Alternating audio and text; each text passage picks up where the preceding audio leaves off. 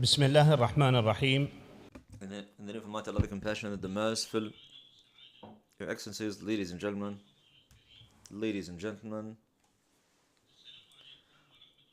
peace be with all of you.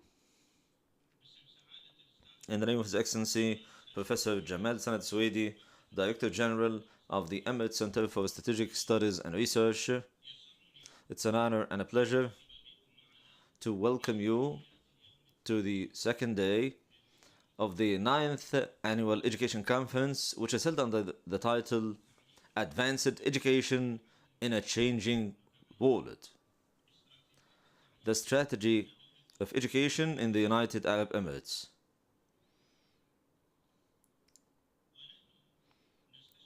While we are shaping the future and looking forward to higher objectives, we envision from our forefather, the late Sheikh Zayed bin Sultan Al Nahyan, God bless his soul, many lessons.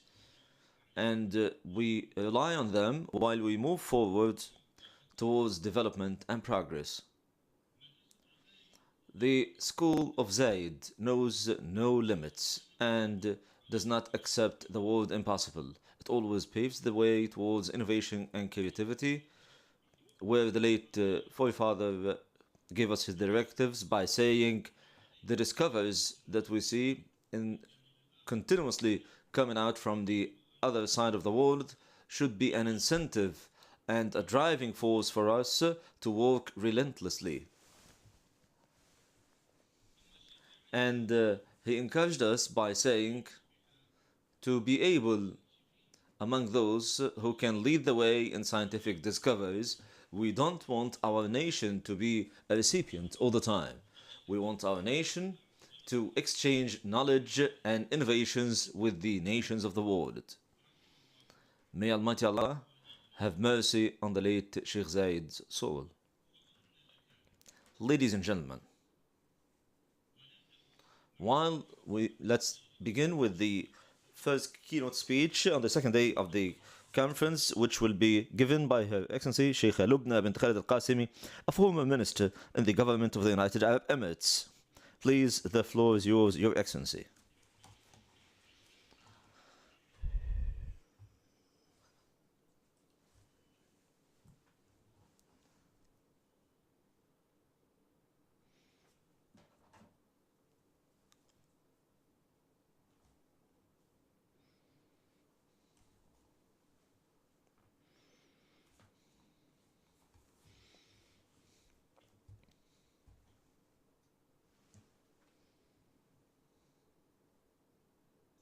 In the name of Allah, the Compassionate, the Merciful.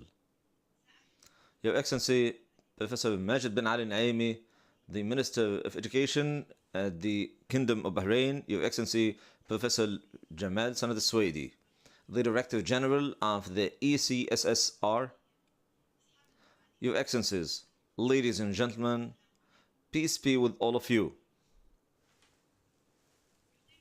It's an honor and a pleasure today to participate in this wonderful conference, which is considered the 9th edition of a wonderful series of research, which is continuously supported and undertaken by the ECSSR one year after another, to push forward to achieving a noble objective, which is a new one, which is developing education. Would like to thank His Excellency, Professor Jamal Sanad Swedi, and the work team at the Center for this effort. No doubt, the development of education has become one of the key pillars of development in the United Arab Emirates. No doubt that it is not just one of its priorities, it is one of the key pillars to establish and boost the national capabilities in our endeavor to achieve the objective set by His Highness Sheikh Khalifa bin Zayed Al Nahyan, the President of the UAE, which is unleashing the human resources and human capital in the UAE to be highly more competitive. Education and the education we look forward to should be synonymous with novelty and change to achieve the vision of our wise leadership, which is continuously focused on the development of education and believes that it is the best way forward to renew our nation and to ensure its agility and ability. We have been lucky in the United Arab Emirates since our wise leadership is introducing successive initiatives, and our government has a number of initiatives and endeavors to sharpen the skills of the entire society. At the foremost of this effort is the young people who will be more creative and innovative. Not to mention that our wise leadership supports every individual or group effort or institutional effort on this track that moves diligently forward. We also feel happy and optimistic the more we see young men and young women from the graduates of our universities making a unique achievement or achieving an exceptional achievement in a certain domain. And this will boost the levels of quality and enhance competitiveness within. Quality should be the wider domain in which all of us compete to achieve better education outcomes. It is true, our universities and academic establishments continue to have great graduates coming out of them and doing great jobs, yet the concept of quality exceeds all of that. We want to establish new generations that believe firmly that quality shapes our national identity and our culture in this day and age. And part of this is to underscore our sense of belonging to our nation and to our Arab nation and to our identity within the souls of our graduates. The value of university graduates based on their performance at the labor market is not sufficient to measure the value of university education, as it is equally important to see that our universities instill within our graduates a set of values that turn them into good citizens who are actively participating in developing their homeland. That is why all of us should be keen on supporting students during their university study to achieve balanced development in their character and to be able to shoulder responsibility. This cannot be done without developing students' behavior and enhancing the values of honesty, integrity, and diligence, and the ability to achieve and pursue objectives. This is the university's responsibility, which it undertakes as a national institution. As for the teaching staff responsibility, they are the ones who determine the nature of university work, and they shape with their efforts academic outstanding standards by developing learning outcomes and learning standards based on the knowledge base that they have, and secondly by letting students understand what they've learned and analyzing the impact of the deployment of those learning processes, and then turning this into industrial application and assessing the products on the market. This hierarchy is what paves the way to enlighten us for the upcoming educational curricula in the upcoming years. So the graduation projects for every specialization would have a complete set of work that reflects how deep a student understands his specialization and how he can or she can develop it into a product or a service that is consistent with the objective of the project. Not to mention that our students should always be able to maintain the vision and mission that we have. They represent the historic identity which we really look forward in future generations to achieve. When we refer to the future generation and we say they are the children of Zayd, they are the very cornerstone of the education process, and they are really taking the lead in this regard.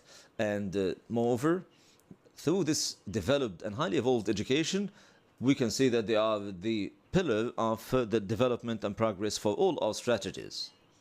Therefore, it is necessary to ensure that we continue developing our educational system to be a highly comprehensive one, and to ensure that they become highly competitive students and enhance their skills and characters and their leadership skills, and provide them with an academic environment and a unique educational environment that will build their skills in a comprehensive manner, in which we see learning outcome and academic outstanding efforts are combined to underscore the belief in social responsibility and genuine interaction with the objectives of our homeland.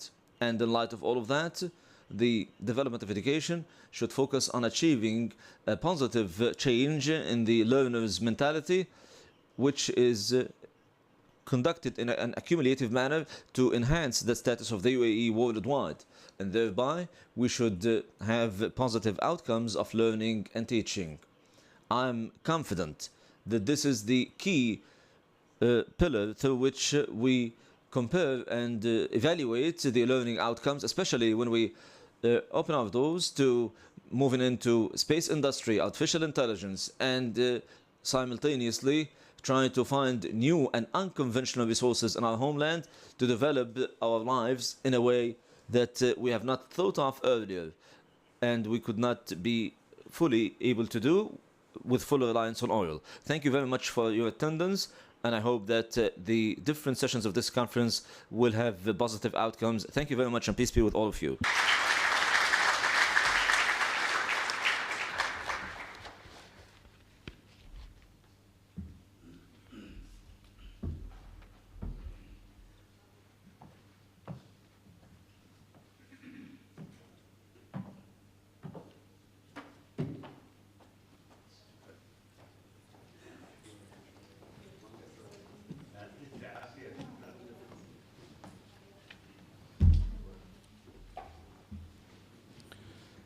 كل الشكر والتقدير لمعالي الشيخة لبنى بنت خالد القاسمي على هذه الكلمة.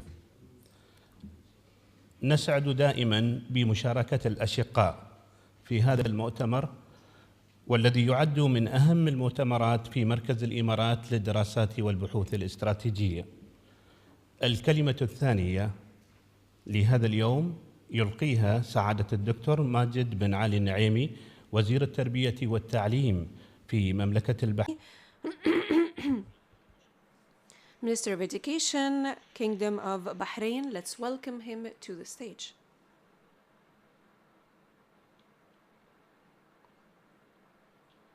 His Excellency Dr. Majid bin Ali Al-Nuaimi. بسم الله الرحمن الرحيم. In the name of Allah, and praise be to his Prophet Muhammad and his followers and companions and family. Your Excellency Sheikh Lubna bin Khalid Al-Qasimi, Your Excellency, brother, friend Jamal Sanad Al-Suwaidi, Professor Jamal Sanad Al-Suwaidi, our dear guests, I would like to salute you with the greetings of Islam. Assalamu alaikum wa rahmatullahi wa barakatuh. Peace be upon you all. I promise you that I'm going to be brief to the extent that will be done before lunch, inshallah.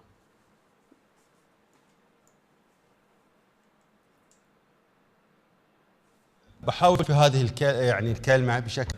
In this keynote speech, I would like to briefly tackle the topic of education. Like what Sheikh Lubna said, it's a very important tool in the development process, and of course, as much as we exchange ideas and perspectives, we are going to reach our goal, especially that this center, as I'm not just praising, but this is the truth. This center is always conducting rich meetings and gatherings, and I'm always in contact with the center through their innovatives through these conferences or through its publishings. So I would like to tackle the challenges that I face. I found it that is personally a challenge that we face in Bahrain, that we need to point it out, and I figure that these are the challenges that we need to tackle. So this is going to take me to a very important point. When I speak about these 7 challenges, we need to remember that education, thanks to Allah, is always receiving a lot of support and attention from our leadership. I'm talking about UAE and Bahrain. They are sister countries or brother countries, and I would like to say for, of course, His Highness the King, and And of course, I would like also to thank the person who drew the foundation of the development in this country. And of course, this is His Excellency, Sheikh Zayed. And I've always wanted to go back to his quotes and take inspiration from his quotes. So when we're talking about the challenges facing education in a developing world, a continuously developing world, we find that there is problem with the population growth. Financing of education is also very costly. Also, the economics of education, we always have it in front of us when we're talking about also technological development and climate change. Also, the diversity of knowledge, science, and its fragmentation. And of course, they're always intersecting, and that's not an easy task to challenge. So the United Nations set development goals. I'm going to focus on goal number 4, which is good education. And when we're talking about good education, it's a very important word because it puts on us huge responsibilities. In order to guarantee good education, we should have simultaneously challenges to face that are reflected on the learning opportunities, lifelong learning opportunities. So in developing countries, registered in educations for primary stage is 90%, but 58% children are out of schools. And of course, these numbers are expected to increase at the time of conflicts and disasters and wars. So actually, half of the children that were not registered in schools live in a neighboring continent, which is Africa. And that's a very important topic, because here in the strategic center, we look at the whole surrounding of a region. Also, the children who are living in conflict zones and disaster zones are 50% of the children in the primary stage, and that is very dangerous, especially if they're not enlisted in schools. So actually, in the Arab region, we found like tens and thousands of children will have the memory of wars in their memories, even after the reconstruction and even after peace. The removal of these harmful memories is very dangerous, and it's very hard to do. We have 781 adults and 126 million of the young generation, they don't know the basic skills of reading and writing, and the percentage of women is 60%, and that may have an even more effect on the children.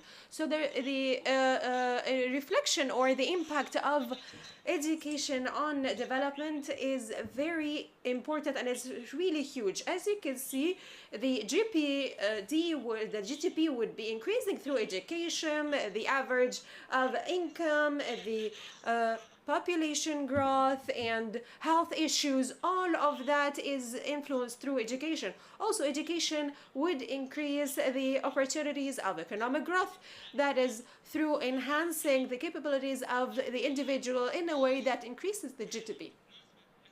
So as you can see through this graph in this slide, through there is a relationship between the years of education of the student and the economic growth. Of course, the much more countries who have educated individuals, the more economic growth they have. So each American dollar that is spent on the education of an individual would have a reward of 10 to 15 American dollars. So that, of course, has a huge impact on their economic growth in the USA. So what are the implications of education on for example, the health issues?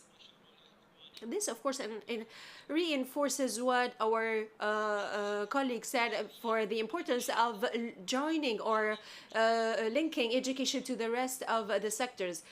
The more educated one individual is, the less health issues they would face. So if you can see here, the impact of 1 year of education, of course, decreases the opportunity of getting sick. So as you can see here in China, when they have the mandatory law for education, the health issues rate, of course, was lowered with a huge percent, and that is a country of millions of millions. Also, women who had the diploma, medium diploma, also their health and happiness level is very high. Also, children with higher education, their health conditions are better, very good. So now we're going to talk about mentoring and vocational and educational mentoring. Now we're talking about, for example, there is a book that is done in a very good way and colorful and interesting. We pay for the human resources, but the role of educational and vocational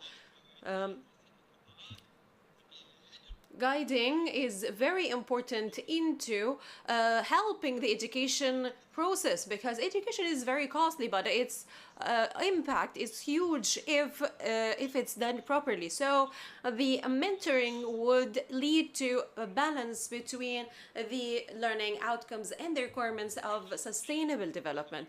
So education's reflection or impact on the community development and society's development. This is a slide from Korea,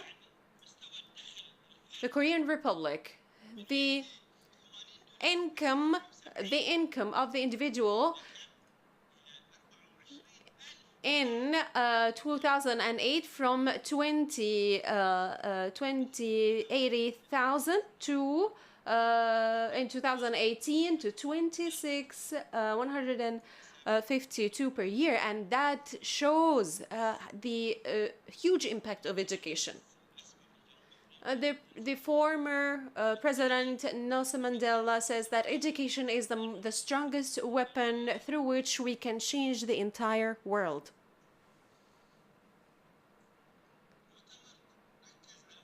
This conference is focusing on the fourth industrial revolution, which is, of course, is an extension of the movement that is wished through the history's economic revolutions from steam and water, electricity, information technology, and now we've reached to the digital revolution that has huge impact. And in order to start tackling this topic, we, of course, the name of this developmental movement was given in the Davos conference. So this name was given to it because of the merger between technology and all of the aspects of life, technical, biological, and so on and so forth. Therefore, it is called the fourth industrial revolution, or the digital revolution, through the artificial intelligence, new technologies, new innovations. Therefore, we're going to face a huge phase that we need to prepare for as much as it is important.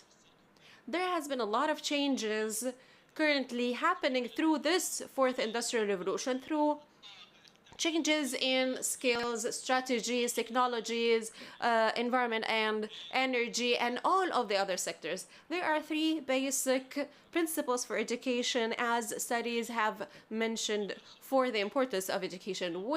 First is the establishment of the STEAM skills, and also the establishment of this sense of nationality and identity, since when we are talking about the technology and new technologies and innovations, and so we never need to ever forget the sense of identity, because we are responsible as educators of something that is even mentioned always before education, which is upbringing and learning. So in order to find the best way and the most creative way to achieve these two previous goals is, of course, through moving forward from the traditional ways of education. So now we're going to talk about the capabilities required for the fourth industrial revolutions for our children in schools or the young people in universities. We need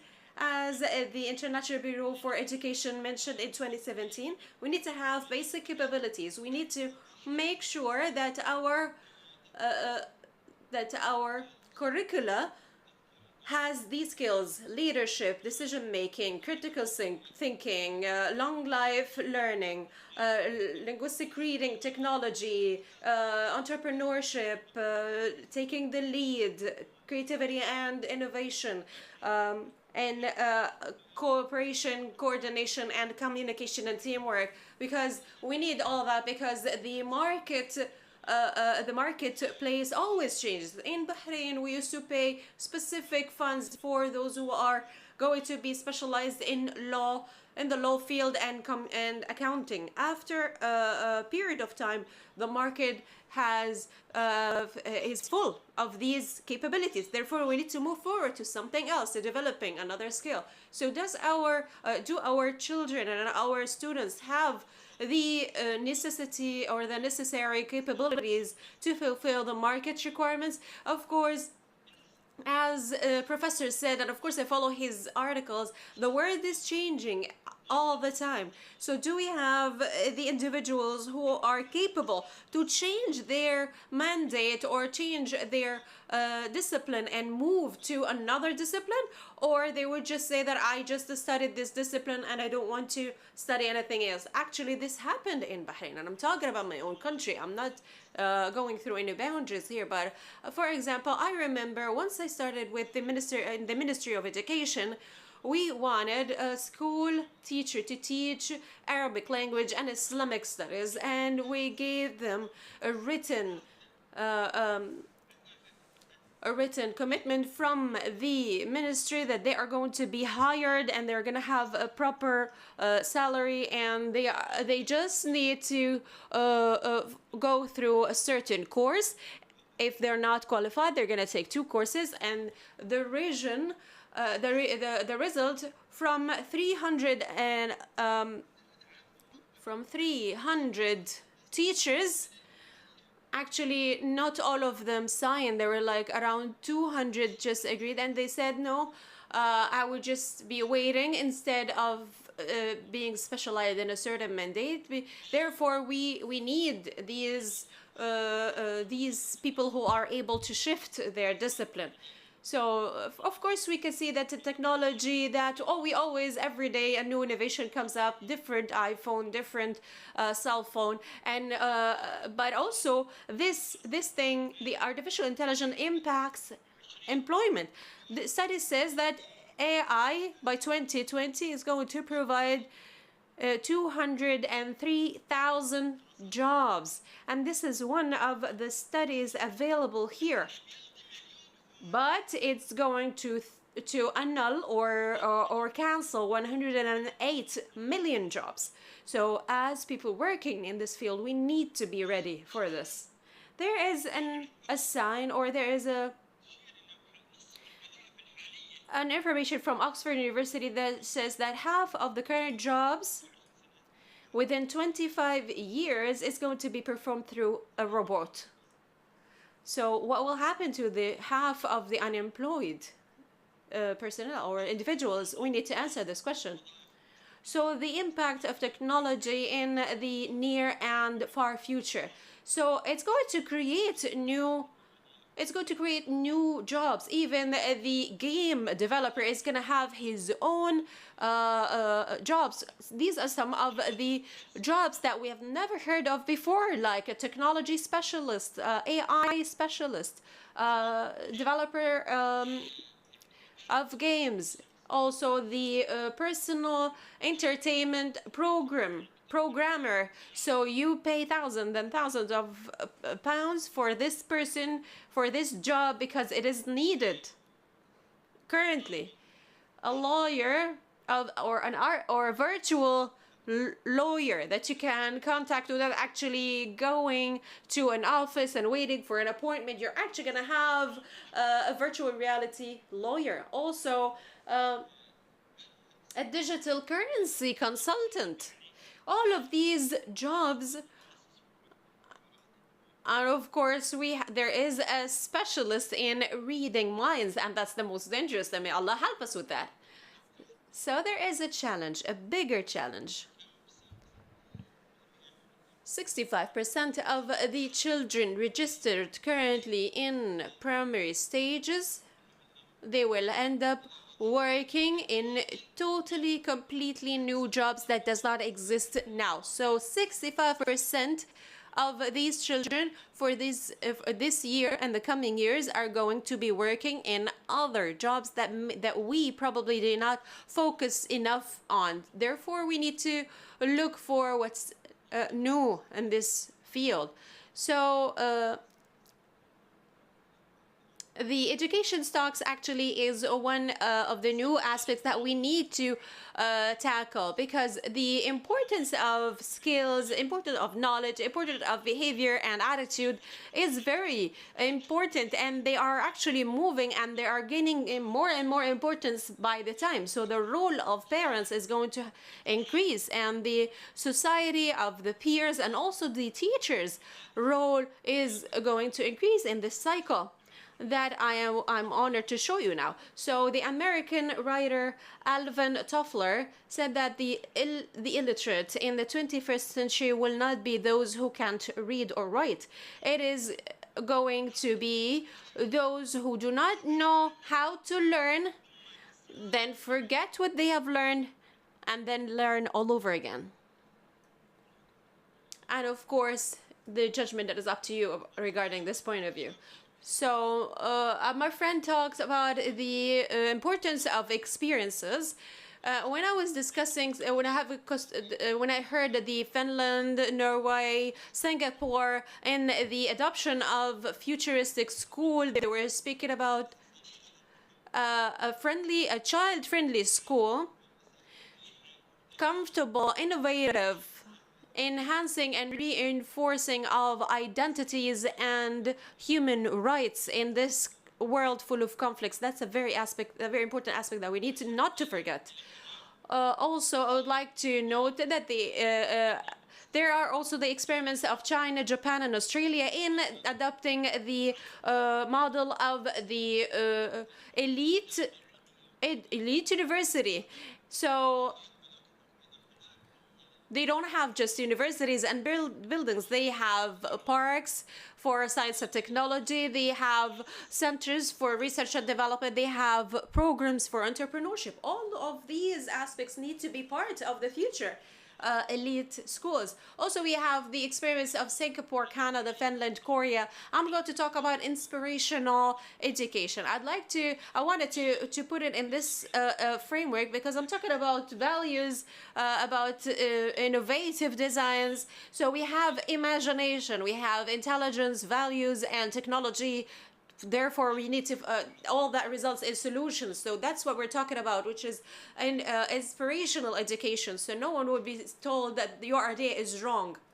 So I believe that imagination has a huge role, because all dreams were imagination at the very beginning, and they've come into becoming reality. So after mentioning all of these points, I have a complete study if you want to take a look at it. I just wanted to summarize it in for example, the Economic Cooperation Organization. They have a role. They said that the education or the teacher has a very important role in the 21st century. So actually, since the economic organizations tackle this, means it's very important. So the teacher shouldn't be a scary person or a person that you would hesitate to talk to. Actually, the specifications of or the characteristics of a teacher have mentioned them here: leader, and taking the initiative, organized, cooperative, connecting to the students, and all of the other, and facilitator, and so on and so forth. So I'm going to talk also about the 4 other countries like USA, Japan, Australia. Talk about the model of increasing the motivation of education or learning within students. We need to encourage students to learn and to give them some type of attraction towards schools and toward learning. So when we're talking about the Singaporean experiment, they have schools that focus on thinking, on less teaching and more learning. So, for example, China transferred 600 universities into technical colleges, and that's 600 academic universities. That's not something easy that is easy to do. It's very hard. So quickly, I would like to show and share with you our vision in Bahrain. We had a vision. We focused in the project of the education development. We focused on certain points, and we wanted to go through this road that I mentioned in the very beginning. I also try to make further linkage between education and its importance and the education curriculum and the education quality that Sheikh Lubna spoke about, which is spoke about the quality of education required and how can we find the education opportunity available for everyone. We have strategic objectives also on the website of the ministry, and these are the most important projects we're currently working on. We took a long time to focus on. We wanted to have the participation of the people of determination, and we've succeeded in this project. We wanted to tackle the preparatory stage because it's the weakest stage because of the ages of the students. We also wanted to enhance the performances. We have the vocational development of the teacher through a specificator for teachers that no one would be promoted unless they pass certain courses. Once he passes these courses, he'll be able to promote, and nobody would tell them, or nobody would ask that this one was promoted and this one is not. So it's fair for everyone. If you finish the required courses, you're going to be promoted. Also, we started a very important project, which is schools enhancing citizenship and human rights. Thanks to Allah, we could say that we are a midway in a story of success, but we can never say that we've had enough. Actually, these are the rankings of Bahrain in front of you, and these are the international reports from the International Bank, or in the the MENA region, or in the Human Development as the World Bank report, according to the World Bank report. These are some percentages that I would like to show you. This is about the TEMS tests. As you can see, as you know, we have no secrets with the UAE. Once we started with this initiative, the TEMS, I actually showed these results. And people would say that why are we following these tests and stuff like that? But I told them that this is a performance that we need to develop and train our teachers and our students. So we survived the first shock, and now from the last two tests we have 45 grades or standard grades between 2011 and 2015.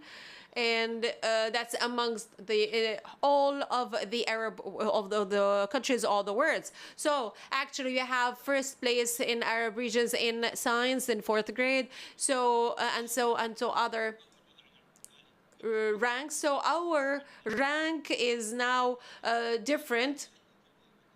And it was a challenge. It was a huge challenge, but we need to accept it. And we don't even hesitate to ask the embarrassing questions like why girl students are better than boy students. So we should never be afraid of the issue of assessment and evaluation. We actually go through these tests several times because it's a reflection of the reality, and that's what we need to improve. Also, we have a strategy for enhancing higher education in Bahrain. A number of private sector colleges, we actually suffered a lot, and we started and we closed 3 of these private schools, colleges and universities because they were after profit and not education. And through several law cases, we had like 17, and we won them all. So we shut down several we shut down 3 of them because education shouldn't be after profit, and it shouldn't be it shouldn't be consuming of the money of the nationals and the expats. It should be just for education itself. So the person who would pay for the education of their kids, they should never get a low quality education. That's why we announced this. السابق It was a very important declaration. They said, why do you ruin our reputation? No, we've made a decision. They hired the Education Council. This program is closed and will be shut down until we have high quality. No other new students are accepted to this university if it's a weak university. The university that would like to have part-time professors, no, this is not acceptable. We have criteria according to international standards. Thank God we are continuing this effort, and those who would like to leave, they can leave, and those who can, we have just started a new university, and we will be initiating a new university after 100 years. These are the procedures that we have introduced at the level of higher education. They are available, but I believe that all of us agree that there has to be a continuous responsibility for development of education. I would like to thank you for this wonderful title, but the word "but" here, what is needed? We must have a vision of the Arab identity and citizenship. We started working on citizenship in different schools that underscore the feeling of citizenship at the mid school, because we selected them in very mixed and diverse suburbs at the religious and ethnic and social backgrounds. We submitted this to the UNESCO, this proposal to the UNESCO in Geneva, and thank God it was a major challenge, but the outcomes are quite clear. That is why the Arab identity and the challenges in the future. I quoted a study in the Cairo University that talks about this aspect when we started this concept, because in Bahrain we suffered more than 545 terrorist attacks against the schools of Bahrain. Molotov cocktail attacking and incinerating schools, but we managed with the collaboration of law enforcement agencies and social awareness.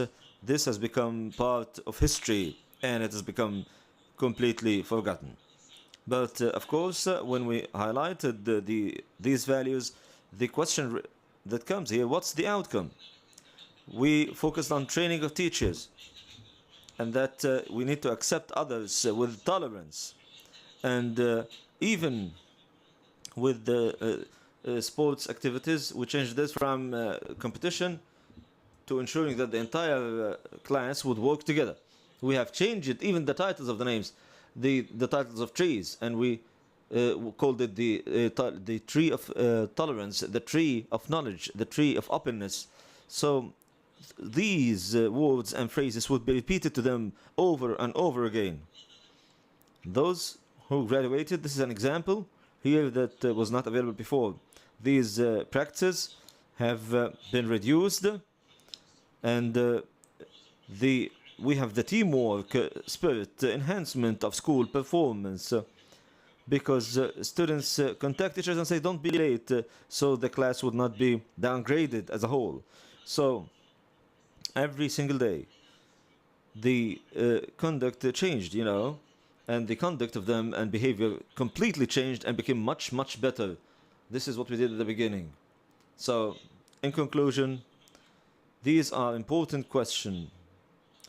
We need to, I hope Professor Jamal, with all his efforts and strategic view and vision, to continue holding these conferences, to get to know how the fourth industrial revolution will affect our educational system and how can we cope with it, and the school model that we need to talk about, the pedagogy, the assessment criteria, the technology, the role of the economy, and the people of determination's role, and so on.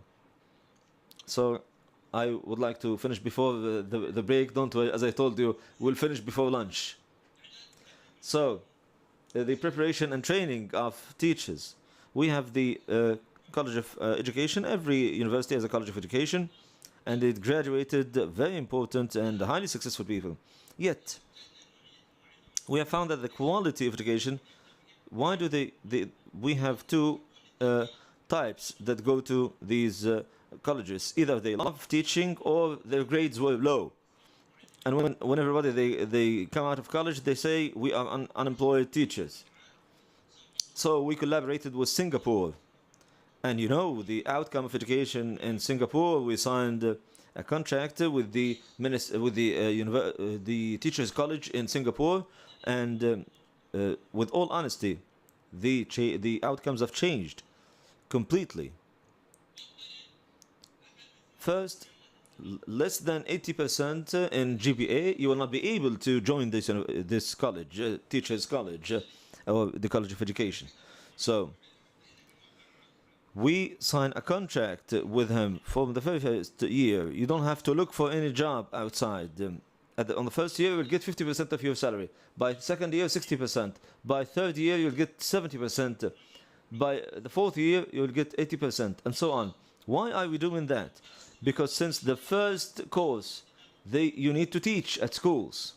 You study academically, and then you go with another teacher to real classrooms with another teacher and work together. So when they graduate 4 years later, they don't go as new teachers. No, they have already been part of the school. And thank God, and with the support of our leadership, despite the extreme opposition that we faced when we started doing that. But now, 10 years later, after starting this initiative, the college has become much better. And the students there have become really outstanding. And they won the Teachers Award by His Highness Sheikh Mohammed bin Zayed Al Nahyan, God bless him, from Bahrain. 4 teachers. 3 of them graduated from our college. So every one of them has his own or her own initiative, and they are outstanding teachers. It has become very important. In conclusion, I would like to get you back to this slide. Maybe it looks like a little bit old. We haven't seen this one before. But I'll leave everyone to his own judgment. Yeah. This is the first book that we saw. But the second question, are we ready? Are we prepared to look at the other book that we see today? These are the new books that are token books. Thank you very much for listening.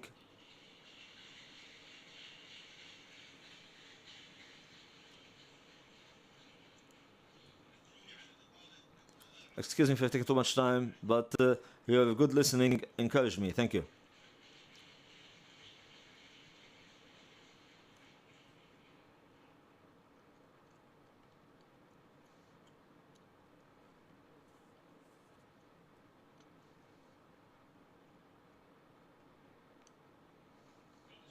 Thank you very much, Your Excellency.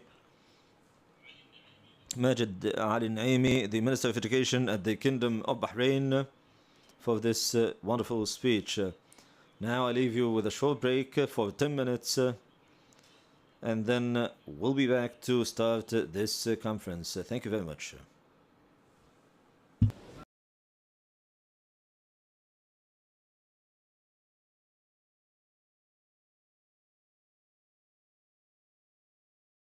بسم الله الرحمن الرحيم.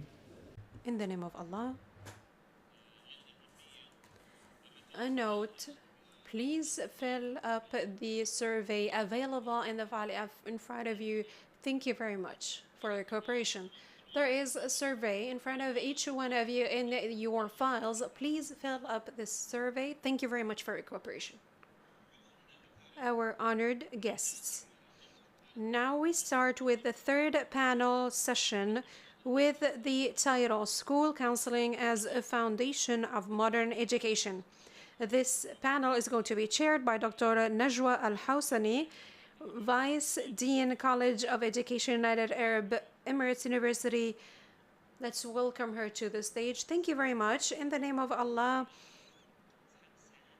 Your Excellencies, Your Highnesses, our honored guests, peace be upon you all.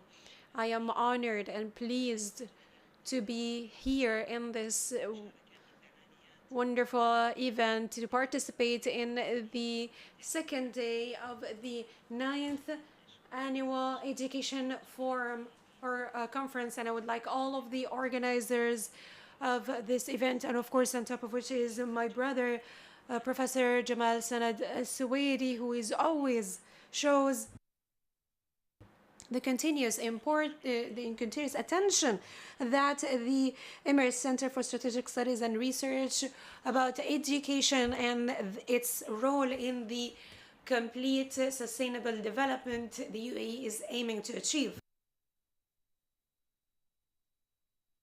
As you know, my dear brothers and sisters, school counseling is a main pillar of any development of education of any country, because it plays a great role in enabling the student and help preparing students a comprehensive preparation, not just for the requirements of the marketplace, but for life in general.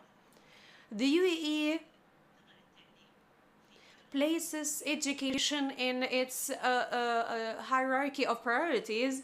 Therefore, school counseling, whether academically or psychologically, should have its own place in the agenda of the education strategy of public education and higher education equally. In this session, we're going to talk about the importance of school counseling and its participation or partnership in the development of education. So, we'll start this session with Dr. Raya Ahmed Saeed, Executive Dean Programs and Curricula, Higher College of Technology.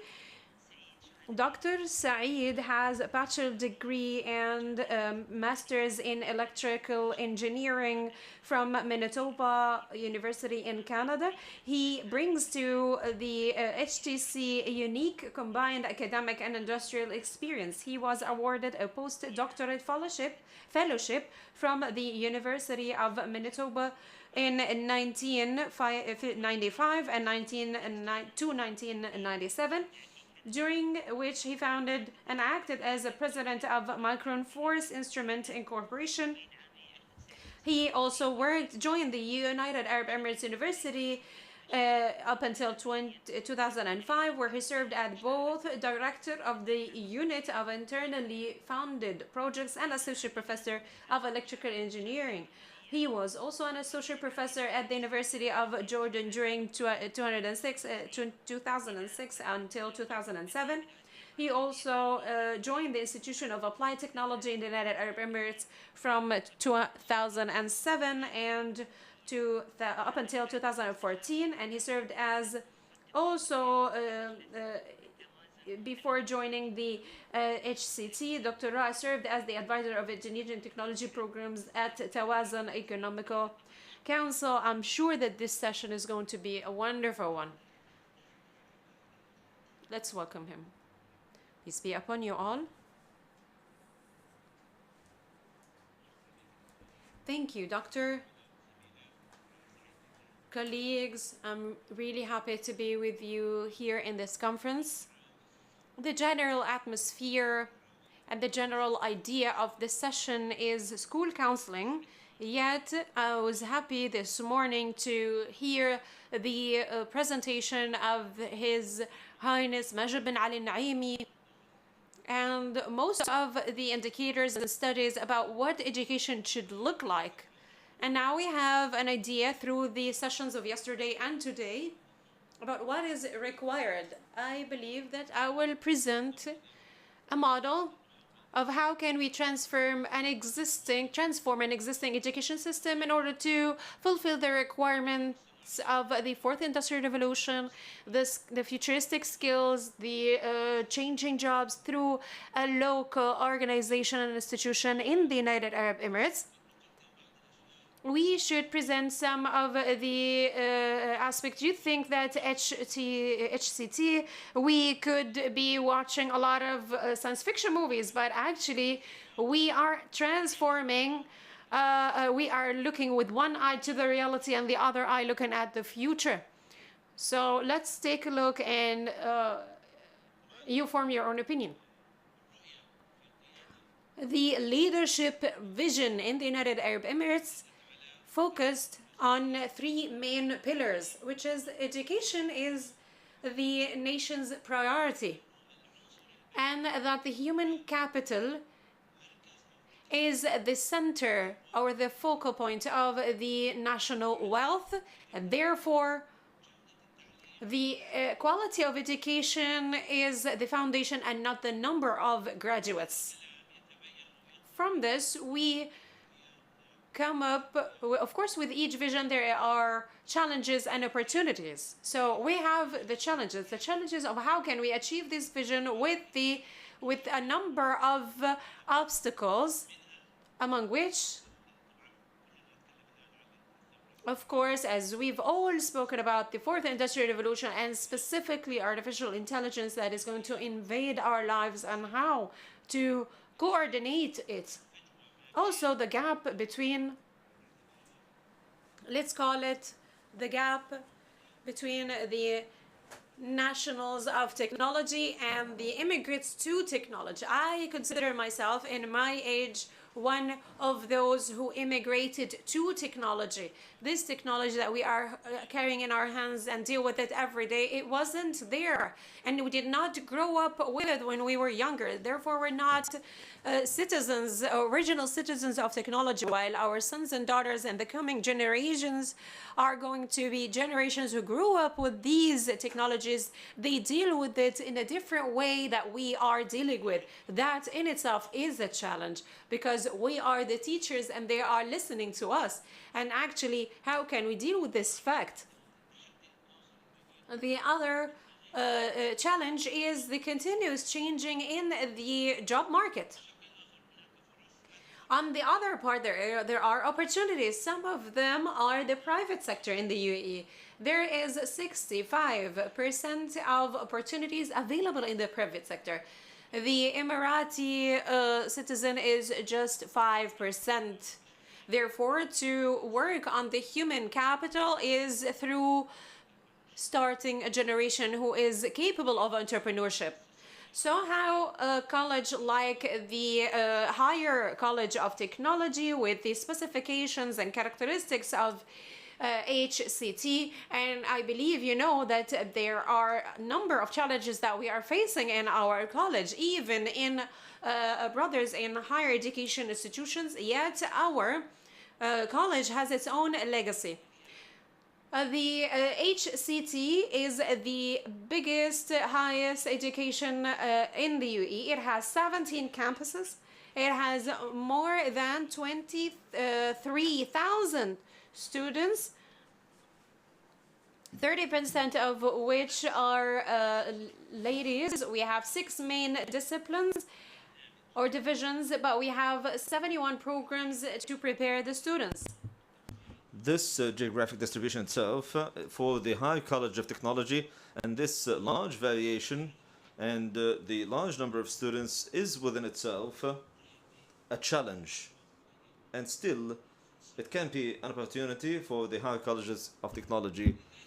That is why the High Colleges of Technology, to achieve the leadership's vision, have initiated full transformation of all institutions. And therefore, they have HCT to have 2.0, the second generation of the HCT, with a primary objective, which is quite clear, that is to reach an employment rate of graduates that is 100%. This is the key driver to all the strategies of the work of HCT. How can we achieve this objective? By employing 4 key elements. Graduating qualified UAE nationals to fulfill the tasks of the duties since the first day, as of the first day of joining the work. Secondly, adopting all the elements of the fourth industrial revolution, particularly artificial intelligence, and using hybrid education. And for hybrid education, we will shed light on this one and the academic conception.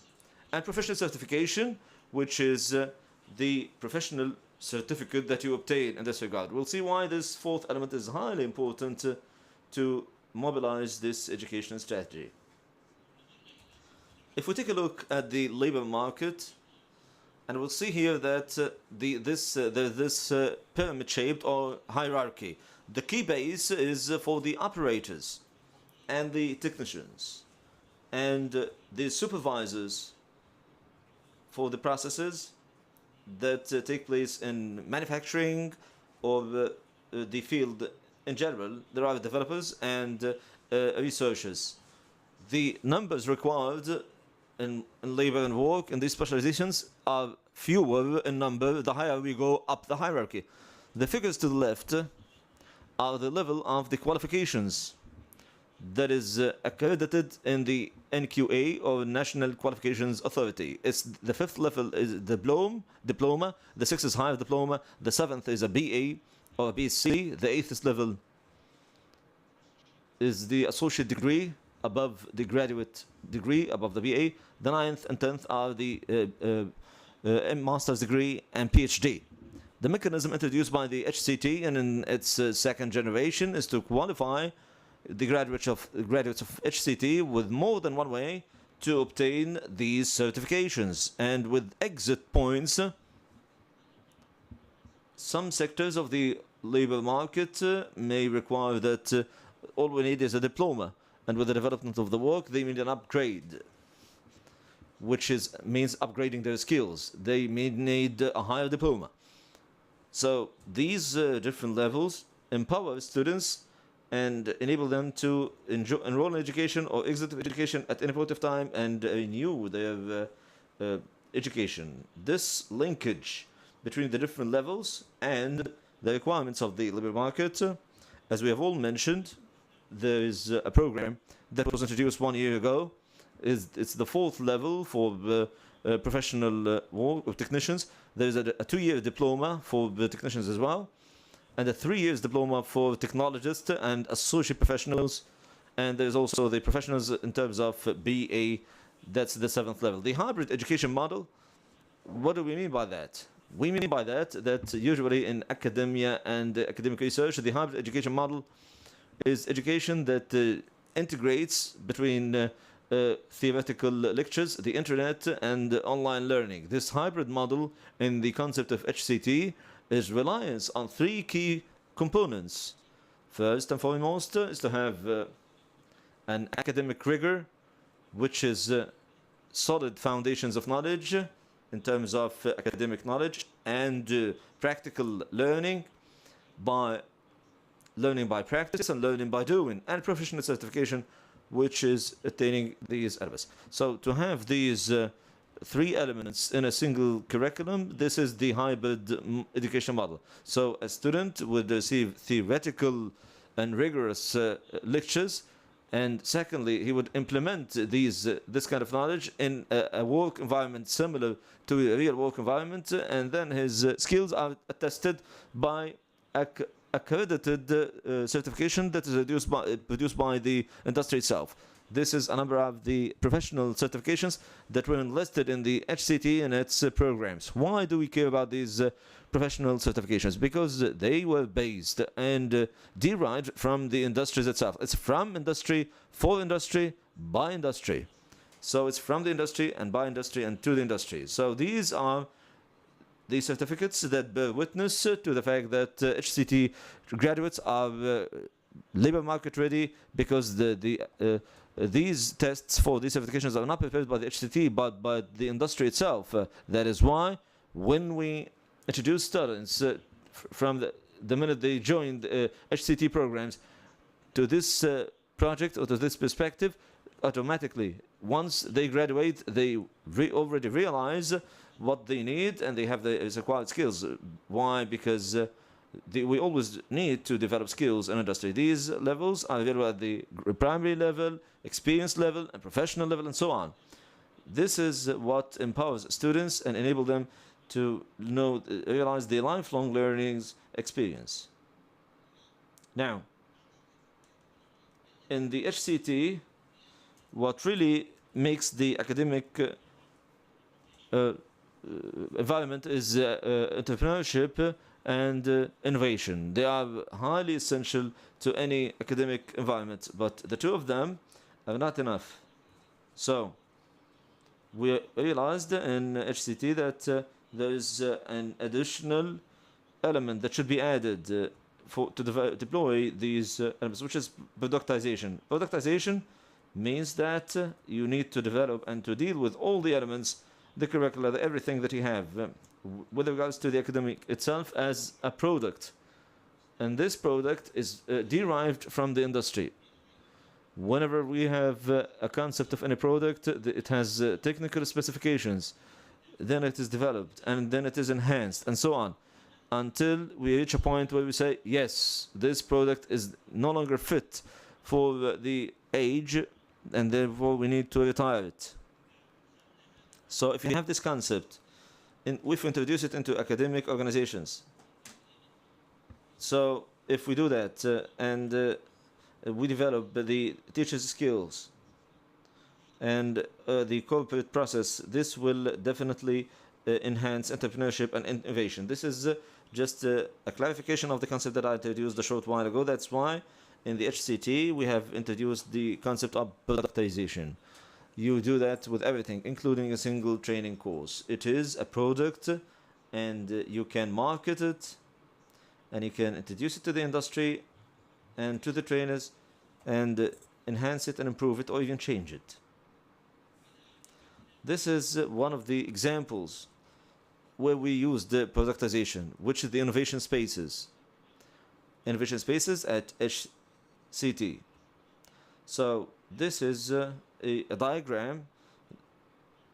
We have a project in 3 colleges for HCT in Dubai, Sharjah, and Rak, or Ras Al Khaimah.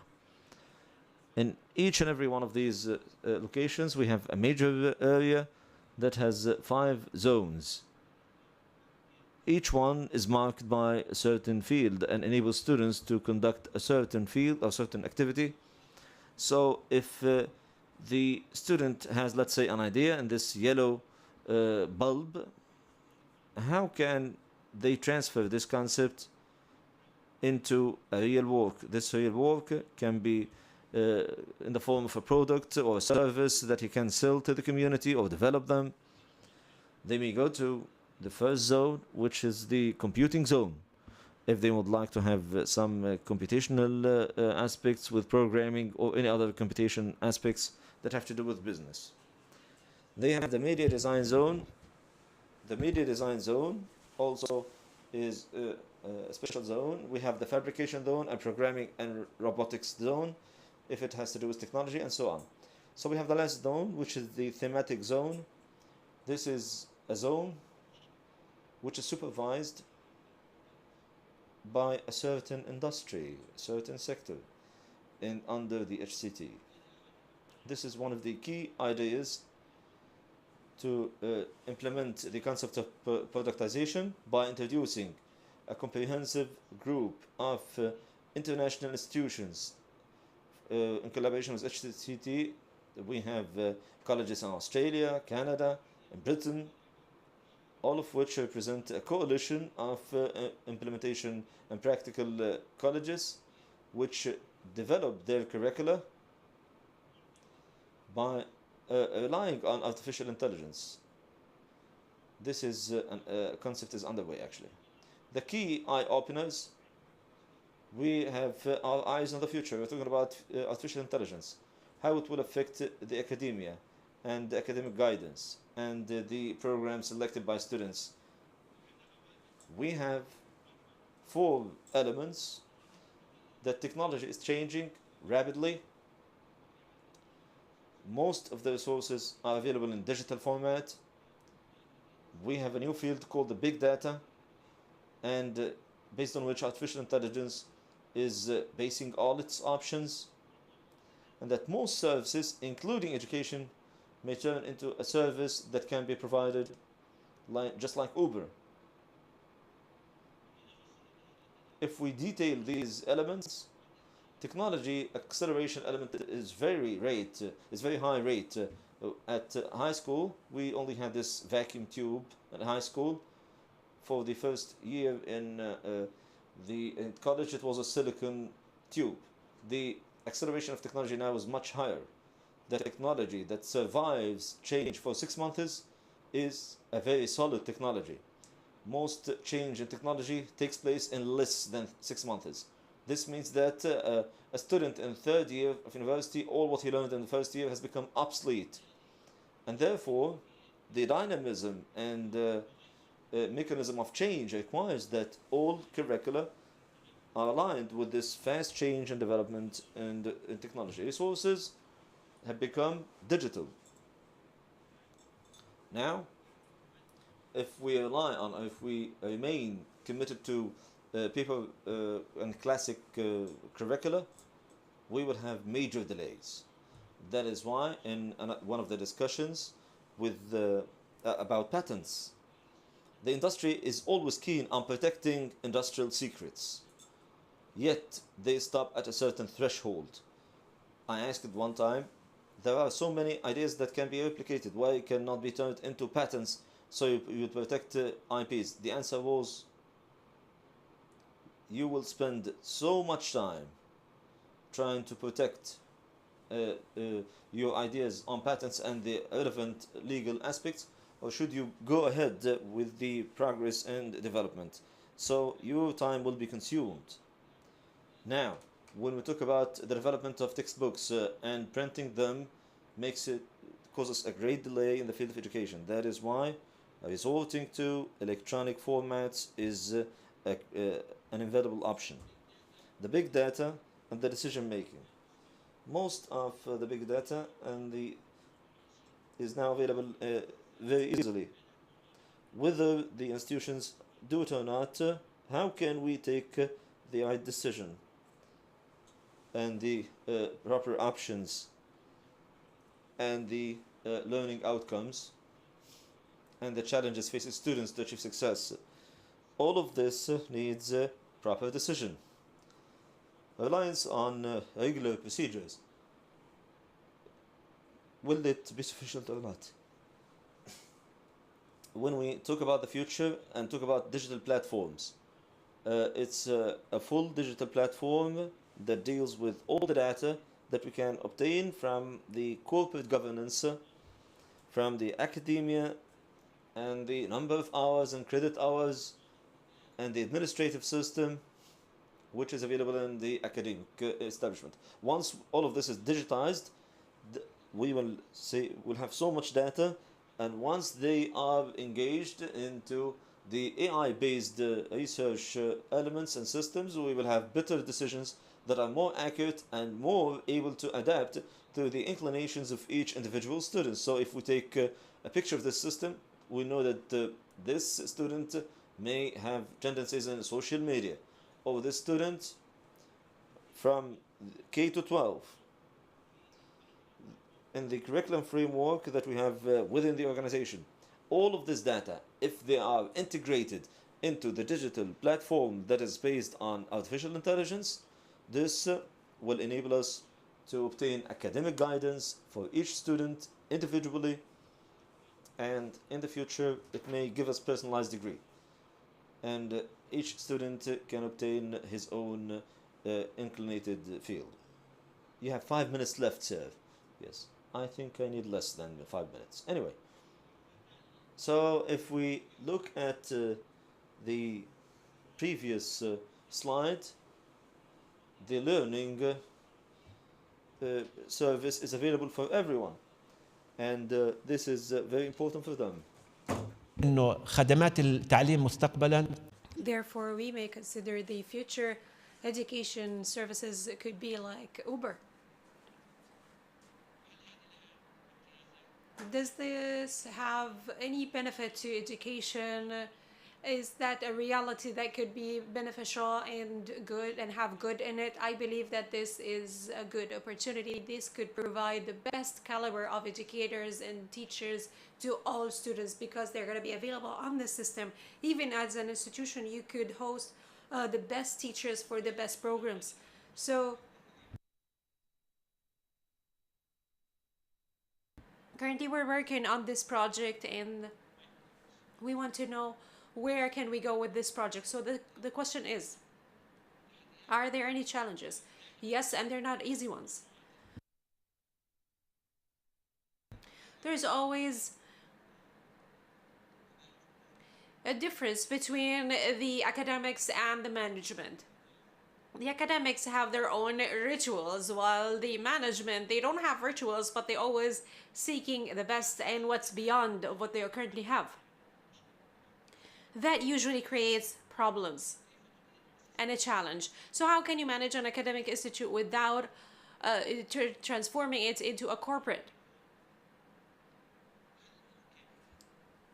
Is there a possibility to accept the change? And that is a problem not just for the academia, but also for the management personnel, even the students in the community. So these are some of the challenges. So I believe that after the completion of the vision of HCT second generation, hopefully the HCT is going to participate into fulfilling the requirements of the UAE in its Vision 2071. Thank you very much for your attention. شكرا دكتور رائع سعيد. Thank you, Professor, and we thank you for this wonderful participation and presentation. I liked a sentence here that you said that we are immigrants for technology, and our children are the nationals or the citizens of this virtual world. So also the job opportunities, actually there's also only 5% of nationals in the private sector. That is an alarming point. We need to increase this number in order to suit the need of this society. And to have UAE nationals in this highly important sector, which is providing great support to the comprehensive development of the UAE. We don't want this waste of educational resources. We don't want students to enroll in university when they don't know which college they will enroll in. Why a student would enroll in the Faculty of Engineering, and then the College of IT, and then finally to the Faculty of Education of Humanities, Human Studies of Humanities. This is a serious problem that we're facing. The retirement of programs, the retirement of obsolete data, we need to retire them. Our sheikhs are doing their very best and moving very quickly. We cannot move slowly. This is unacceptable. We need to cope with these programs and cope with this rapid development in the United Arab Emirates. The coalition between the implementation and practical colleges in the field of academia, we need such coalitions, whether it is a local or international coalition. So this is also something that needs to be taken into consideration. The academicians have their own rituals and their own traditions. That's true. And we hope that they will be aligned with the administrative processes as well, so we can achieve these objectives. Now let's move on to a highly important topic, which is counseling to students at schools. And the best individual to present this is Dr. Lulu Al-Marzouqi. Dr. Lulu Al-Marzouqi is a program manager for special projects at the Department of Education and Knowledge, ADIC, in Abu Dhabi. Her role involves in managing, leading, and implementing the department's community engagement programs. And prior to joining ADIC, Dr. Marzouqi was Senior Manager of Community Engagement Sciences and Technology Promotion at Abu Dhabi Technology Development Committee. Before this, she worked as an instructor and director of experience at the Zayed College of Education.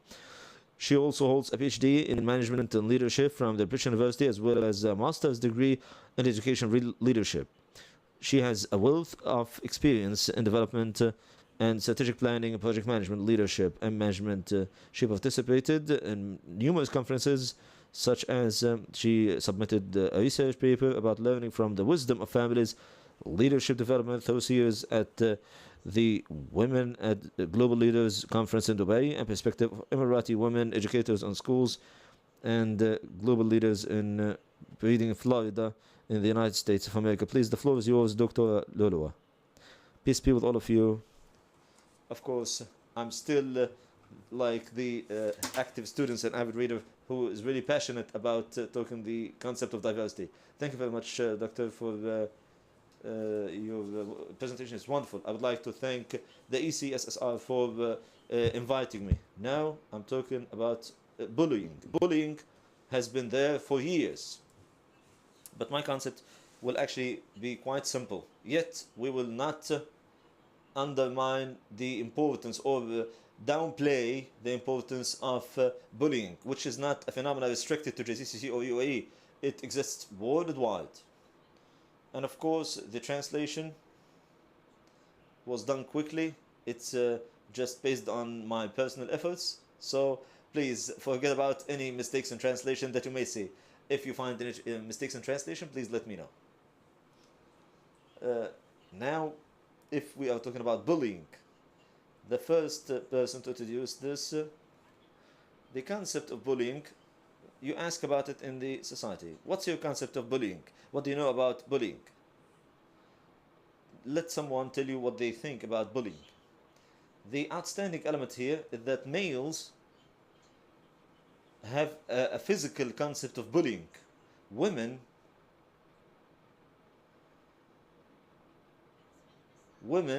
it's not a physical form of bullying. When I started researching and looking into the difference, I realized a number of things. Is it really, there's a different way of tackling bullying between men and women? You will be surprised how researchers highlight the difference. Sometimes women surpass men in terms of bullying. This is, here we see a number of researchers here that highlighted the concept of bullying, and it has been noticed for more than 40 years, and there are still many gaps. The academicians, the psychologists, and administrative specialists are trying to bridge this gap, yet all of them agree that efforts are still underway, and that they still need to study the foundation of this phenomena, because bullying is not just from one individual to another, will vary. They agreed that it is an aggressive phenomenon, whether it is psychologically, physically affecting the victim. And despite the fact that there's a large number of studies that look into this phenomena, still educators continue to discuss what's the cause of this phenomena, what's the origin of this phenomena. They say that this one student is trying to hit other students. Why? When you talk about parents, they say, how come my child is a peaceful one? And everybody knows that I am a well-disciplined man. Why my son is doing that?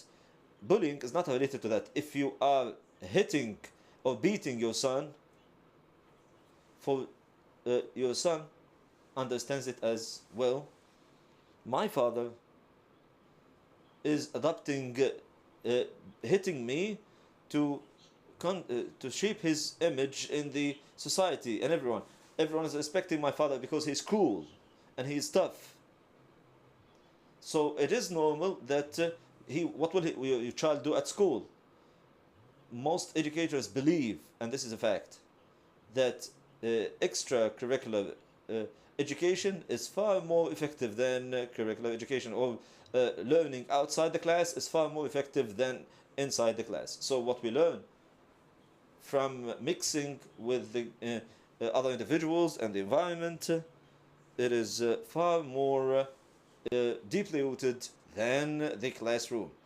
So if you are using beating as a means, a mother, if you are the type of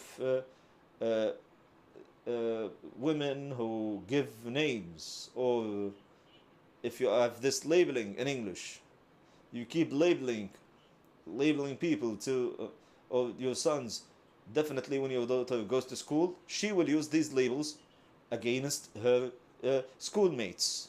So the researchers categorized labeling into 3 categories: physical and verbal. Physical, of course, is hitting, pushing, and verbal forms include taunting or ridiculing his colleagues, or insulting them by using bad nicknames. And there is indirect bullying. Researchers found it is the most and the worst kind of to deal with is this indirect bullying. Physical bullying is clear, verbal bullying is clear, but the indirect bullying is affecting relationships in a negative way. How can you find it in the first place, and furthermore, how you can control it? And how can you find that there is bullying in this environment? Bullies use this kind of bullying to inspire fear. they use it for two main reasons. First, to prove their presence in the group, and secondly, to terrorize the other individuals. I was speaking to one of my colleagues. She's present in the hall. She said, it's a very important topic, and we are facing it in the community. One day I was sitting with my husband, and we were talking, and he was telling me, he was really chatting with me on that day. But he said to her, they stole my money when I was at school. One school was, my schoolmate was fat, and he started stealing my money.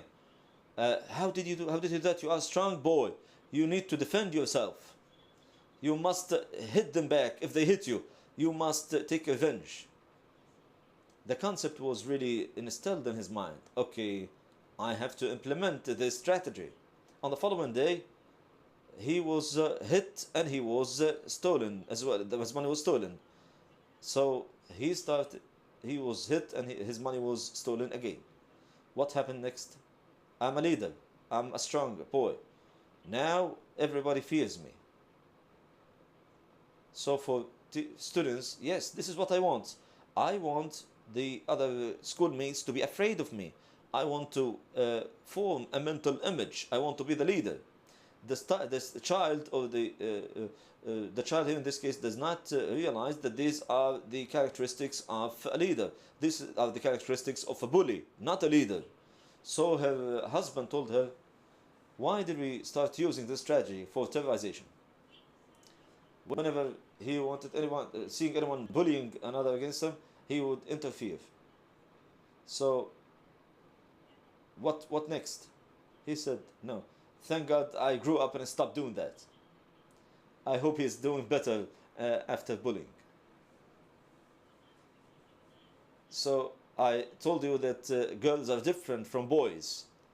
Lulu, the researchers say, and not Lulu say, that girls implement bullying by rumors and disclosing secrets. You see how we do it? We have tactics. We have plans. So this is happening whether from school to college. The women, or let's say girls here, rarely use physical bullying, but she sits back and she plans. Excuse me, I'll give you an example. If this day must be in the black book. Come on, ladies. 1, 2, 3, 4. Let's spread rumors. So what happens to the victim? He will be isolated or she will be isolated. But the resulting problem is that you have isolated the victim. But the victim will have a depression. Some victims commit suicide because they can no longer deal with this phenomena. They cannot deal with so many people. They just don't accept them in the community. And for females, they make sure, and based on researches, this is based on researches, they show that females are more persistent in terms of bullying and implementing bullying strategies. Now the question, how many girls or ladies here implemented bullying when she was back at school? I will not ask any of them to raise their hands. There are cameras, you know, and with this will be taken against you. However, for males, researchers show that most males use physical bullying. It does not mean that they are not spreading rumors, but this is not, they don't have the female tactics in spreading rumors. But males, you know, they move physically. I don't like this individual, so I will hit him. That's it. I'm a leader, I'm hitting him. This is one of the negative aspects. Unfortunately, you will see many of those counselors or social workers or psychiatrists, we always tell them, please, we need to deal with the problem of bullying. Personally, I reject placing this task on the shoulder of a social worker or a certain individual. This is the responsibility of the entire educational system. we should educate the teaching staff. Most teaching staff members believe that bullying is a physical form of bullying. No, it is verbal bullying, which is even worse. And there's a new phenomenon, which is electronic bullying or online bullying. Many of our children suffer from electronic bullying. But because teachers and males and female teachers do not have sufficient culture in terms of dealing with bullying, they say, okay, do you have a behavioral problem? So go to the social worker. Researchers show that this is highly inefficient. You need to raise awareness and train teachers. Teachers are the ones who should have the plan. As for, this is not a headache, you know, that you're just going to take a few pills of Panadol and the headache will go away. No, this is a phenomenon that requires a long-term solution. The second point is we must believe that the environment is playing a key role in this regard. At school, we are dealing with this. So we see that students, when they go out of school, what's the culture that exists outside the school? Maybe the environment, or mingling with his friends, and the friends boost the phenomena of bullying. That's why we have the role of his father. We talked about depression, and of course there will be, for the victim will suffer from depression. Some of them commit suicide. Most of them say, no, this does not happen in our Emirati community. And hopefully it will not happen. But we are the ones, the researchers, saying we need to pay special attention to this phenomena. There's nothing called, this will not happen in the UAE community. We were talking to Dr. Najwa and we were saying our times were the kind times. Who raised us? The father, the mother, and the family. Now, if you are away from, if you are late, you will find that your neighbor is chastising you, you know, and you say, you're not my father. But the community itself was very small. It was a closed community. But now who is raising our children? Everything. The father, the mother, the maid, the driver, the IT, the iPad, the computer. What will the parent do in this highly fluctuating environment? The problem of parents is that they do not deal with the problem as a key and primary problem. Most parents believe that bullying is a stage that once students grow up, they will overcome it. This is not an adolescence stage, because after bullying, a kind of bullying is called job bullying. Where did we get this job bullying? This child who was a bully since he was at school, and he continued to college and moved this phenomena to his job sphere. So there has to be comprehensive cooperation between parents and families to intervene and solve this problem. Most studies have called for this, dealing with this phenomena by defining bullying. We as a community need to define what bullying is. This is not the task of a single individual. This is the task of the entire community. If we do not understand bullying in the proper manner, everyone will implement it in his own way, his peculiar way. We need to define titles and names and define conducts. What do teachers do? They say, this is an evil child. Whenever he started, he was very naughty. What's the behavior? Bullying is a behavior, a phenomenon that affects behavior. No, he's just a naughty boy. How come naughty? Naughty is just not a single word that you use all the time. So researchers say at this stage we must remove any negative names by calling him lazy, stupid, naughty, troublemaker. We need to focus on behavior and not names and nicknames. What exactly did the child do?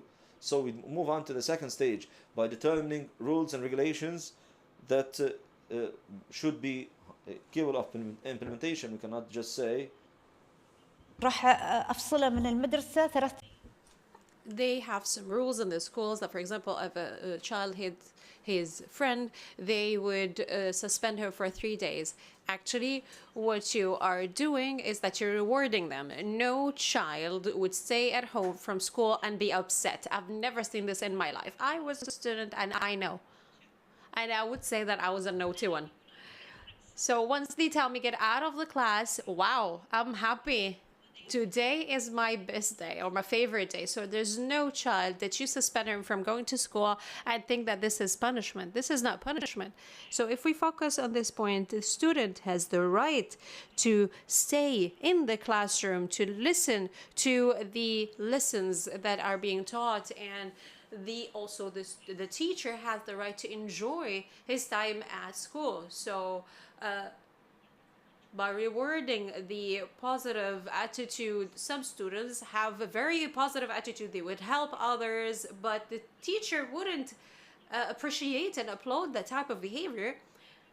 And that's a problem. Actually, students are jealous from each other. They have this type of jealousy, whether boys or girls. So once one student would look at her friend being praised, they would imitate them to get the praise words as well. So this is a very important thing. Reward is very important. Opening the floor for discussion is very important. We need to discuss these issues with parents and inform them about the importance of this issue. Opening discussion is not to throw blames on each other, but we need to cooperate in order to find a solution for this phenomenon. So we need to engage parents and also find the alarming points. 5 minutes left. Yes, I'm almost done. So we need to find the flags of alarming flags within the students. So because some parents know and teachers know that their sons and daughters or students are bullies, we should never confront them and tell them you are a bully. No, we need to distract them with other activities from being a bully. And once there is a bullying activity, clear the space. I mean by clearing the space, not to throw everyone out of the class, but when there is a fight between two parties, take them to another room, probably the manager room, the head room, or probably any type of specified room for this matter. You don't really necessarily have to solve the exact problem, but let them discuss. You need to isolate them from the rest of the class. Also, we need to watch monitor the hotspots. So because sometimes if the bullies would spot and monitor those who can bully. So the teacher should be aware of that, and of course the school management should know of that, should be aware of this. So do we have like some rules to stop the bullying phenomena or not? So by this I conclude my presentation. Thank you very much for your attention. Thank you, Dr. Lulu Al-Marzouki, for this wonderful participation and this very interesting way of presenting the information that we only see in research. You presented in a very smooth manner. Thank you very much. So, words and expressions and sentences I liked about this presentation is the study about the foundation of this phenomenon. Did we do our duty as institutions and education institutions to confront this phenomenon in the UAE? So how can we label, so should we label it as a problem, an issue, or a phenomenon? That is something that needs studying. Also, the extracurricular activities and education is more important than the school, the class education, the curricular education. We have the responsibility to be a role model for students in our behavior. So do we actually follow this methodology in our schools? It's very important to provide actual realistic opportunities for these children to express themselves. Each one of us loves the attention, and each one loves to have a role in this life, among which like to have this attention through violence that the doctor was talking about. So did we offer them with some hobbies? I have girls aged 20 and above in college, and I asked her a simple question: what is your hobby? And she would say, no, I have no hobbies. So when these students have, or even children, they don't have hobbies ever since they are young, in the future they will not be able to express themselves and probably would seek refuge in some negative behavior to express their frustration. So thank you very much to Dr. Jamal Al-Suwaidi, Professor Jamal Al-Suwaidi, Jamal Sanad Al-Suwaidi, because I had this great opportunity to chair this panel. I appreciate this really much. We have 20 minutes of questions and answers. If you have questions, please go ahead.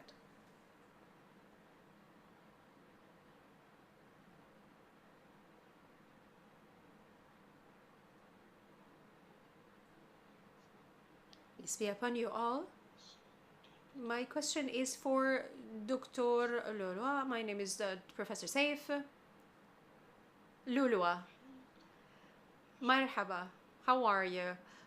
Thank you very much for what you have tackled about the issue of bullying. But my question is, in order to eliminate this phenomenon completely, are you with the participation and having a law on those who violate in the issue of bullying through having parents responsible, holding parents responsible of their children's doing at schools? That's a question for Lulua.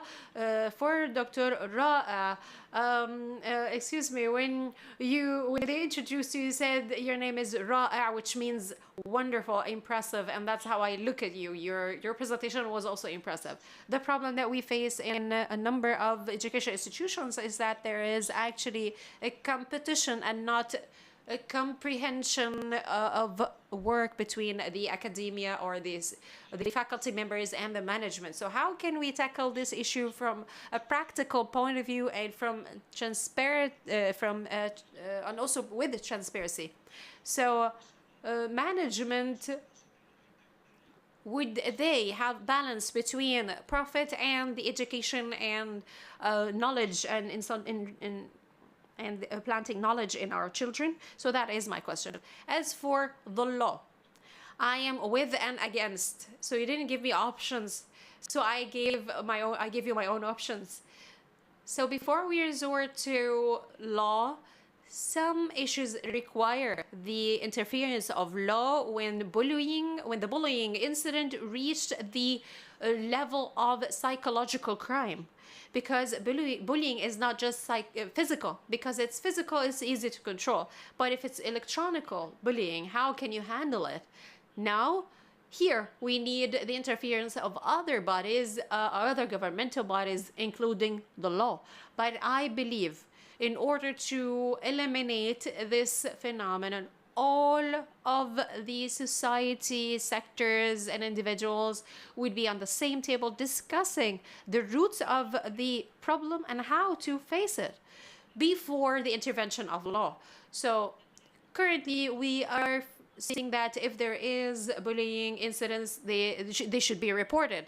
So the main goal of this is to transfer the issue to the concerned authority dealing with bullying. Yet, this authority is not an authority that imposes penalties. Yet, they are not the main responsible for the elimination of bullying. Yes, sometimes we need the interference of the law. If bullying reaches the point of criminal behavior. But when it's a simple type of bullying, it doesn't really require the interference of the law. Your question is very well placed, my friend. This topic has two sides. The first one is the ownership. No one, especially the faculty members, no one likes to receive orders, do this and do that. They need to be convinced with the idea. So in order to be convinced with the idea, How can you, in management, and the faculty member have their own operationals and the teaching and the exams and tests and so on and assessments, and they are required to develop that. So if you as a management did not provide the reasoning behind it and true partnership with the faculty member, which are the main aspect of the educational system, this is not going to happen, because it's going to be transformed into a one-sided pressure operation. So if you have a car with a broken engine, so how yes, you can push the car, but after 2 meters you would have exhausted all your energy. But if you fix the engine, it's going to take you wherever you want. So the most important step is to engage the faculty members in the vision. Number 2 is the flexibility from the faculty member side. So not everything that we have grown up with is true or correct, and not everything that we are used to is necessarily the best. In this industry, you may find a lot of my colleagues, when they went to some interviews, they have a complete portfolio of certified certificates and stamps and stuff like that. But when you go to the industry, you take like an hour to polish their capabilities, and they would be just listening to you, and they would like to and the question would be, can you do the job? If you can, go ahead. If not, you need to leave. So when I spoke about rituals, about the academia and, or the faculty members, I am a faculty member, but I wanted to cross over to the other side. And I have a conviction that not everything that we see as faculty members is correct. Our curricula are full of fat. There has been a study from the Economic Balance Center saying that 40% of the curricula it has no relation and of no benefit to the graduate once they join the marketplace or the job market. So the certificate that you have seen, the high school graduate who did not go to any type of higher education and go to a condensed center for or intensified center for vocational training would get a certificate and work using the certificate. So what's the message of that? Is that what we claim of this is a necessity, that's important, that is not necessarily true. So I believe that to solve this issue, we need both parties to participate. So from management side, they need to engage the faculty member, and from the faculty member, they need to be more flexible and rethink the way they used to think before. Thank you very much. I hope that the questions would be in the topic of today, which is school counseling and how to develop it and how it help developing the education system. Peace be upon you. Namal Mansouri, Director of the people with the blind division. So my question is for Dr. Najwa. Actually, for Dr. Lulwa, do you have studies and percentages of bullying in public schools? And did you have made benchmarking between private schools and public schools, between boys and girls? Because some of our children are registered in private schools, others in public schools. And is there a program to eliminate or minimize the impact of this phenomenon? Because I haven't really seen in the slides that you mentioned plans for public schools, because we have this, because we have students from the people of determination who are facing this phenomenon. Yes, of course. There are statistics. Excuse me if I didn't show you everything. What I show you was just a summary, but the research that I'm going to present to the center contains studies, figures, numbers that shows what is happening around the world and what is our statistics internally in the country, whether in public schools or private sector schools. So naturally, That's existing already. If yes, we have a program, but the problem is not about the real question is not about the whether we have a program. The real question is how effective are these programs. So my question is, do you actually have courses, training courses for the specialists? Because some of them don't really know how to handle or deal with this phenomenon. So how are you implementing such programs? So same as I mentioned, I'm against the idea of that this is the sole responsibility of the specialists at school. I believe that to combat bullying, we need to spread awareness of this culture starting from the headmistress up until the psychiatrist and the specialist in the school and the entire community. The second thing is that if we are going to go and visit the schools, the biggest mistake is to speak only to the psychology specialist, because even the teacher needs to know what is the nature of bullying and how to deal with it. We need to spread this culture also within the parents as well. So it's awareness that includes everyone. So if you go to any school, so each school, of course, is going to contact the parents, and the parent would be present, and the leader would be there, the headmistress would be there, the student would be there to spread awareness. إذا لا لا عادي بديت تتفسر. Sorry for taking too much time now, but it's fine. If we talk about the optimal implementation of this culture is to use this in the same hall we would have parents and the teaching staff. So at the end of the day, we would have a constructive dialogue between the two groups. Because if I deliver this piece of information to the teaching staff, and I'm sure they will deliver. The question is how they will do that. The question is also if we are going to interact with the parents and see what they are afraid of. And the teaching staff, will they have sufficient understanding of the bullying or not? Thank you very much and God bless you.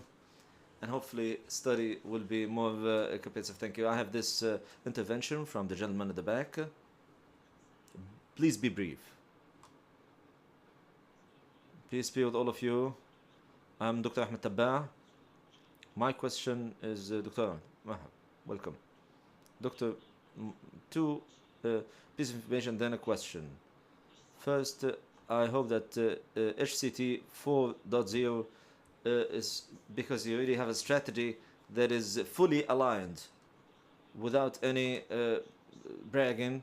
The HCT strategy is identical to the requirements of the Fourth Industrial Revolution and the requirements for the graduates. I hope the Ministry of Education will take this into account as a model for the education system for the future. This is on the one hand. On the other hand, I've noticed that for the strategy, you have been using the experience of technical learning, and you are engaging it with academic learning. And this is something that we really are proud of. HTC is unique in terms of understanding this point, but there are many. Please, if you have a question, my question is about the hindrances and the obstacles. When students join HTC, do they select the academic track or the professional track? We know that there is no parallel connection with the NQA between the two tracks. How are you going to solve that? How will the student be able to obtain the certification and then be accredited? First, I would like to thank you for your comment. Please don't forget that the academic aspect that we talked about, all of them are within the same curriculum. Students don't have other choices. We are keen on ensuring that the academic content is solid and that the practices are highly aligned with them. Our deliverables are aligned and with the NQA, with the different levels of the NQA. So the HCT gives academic degree after 4 years. It's called the Implementation BSc or BA. Thank you very much for listening. We'll take the last question because we're running out of time. Thank you, please. Here in the front.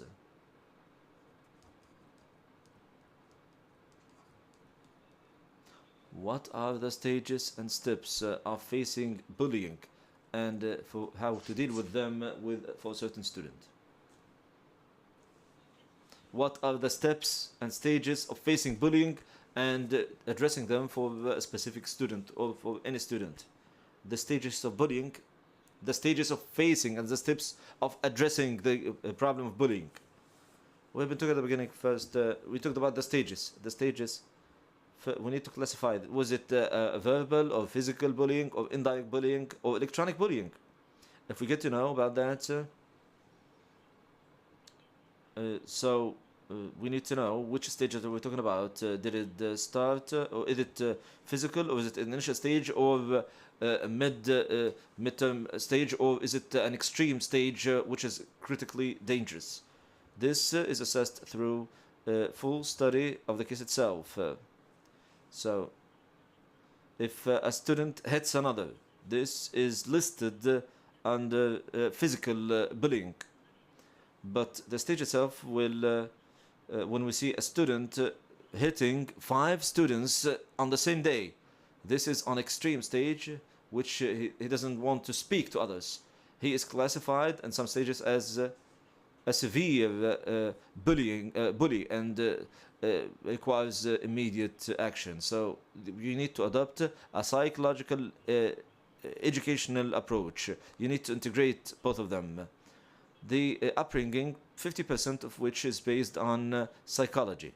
So those who separate the two elements do not obtain any positive outcomes. How can we deal with that? How can we address this issue?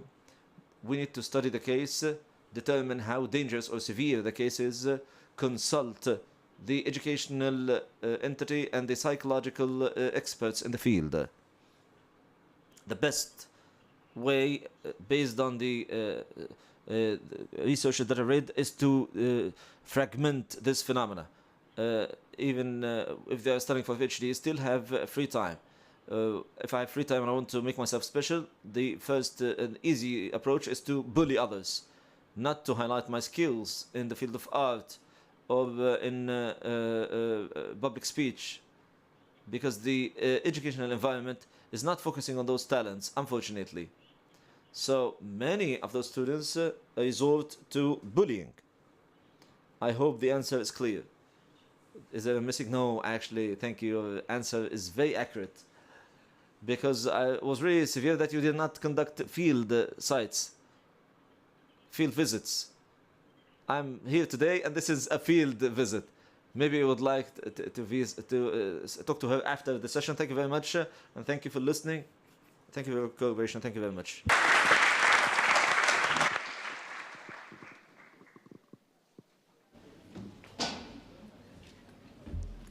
شكرا دكتورة. Thank you very much, Doctor. Thank you very much for the participant in this session. Now we'll have a brief break for 10 minutes. Then we'll be back on to the last session. Thank you very much.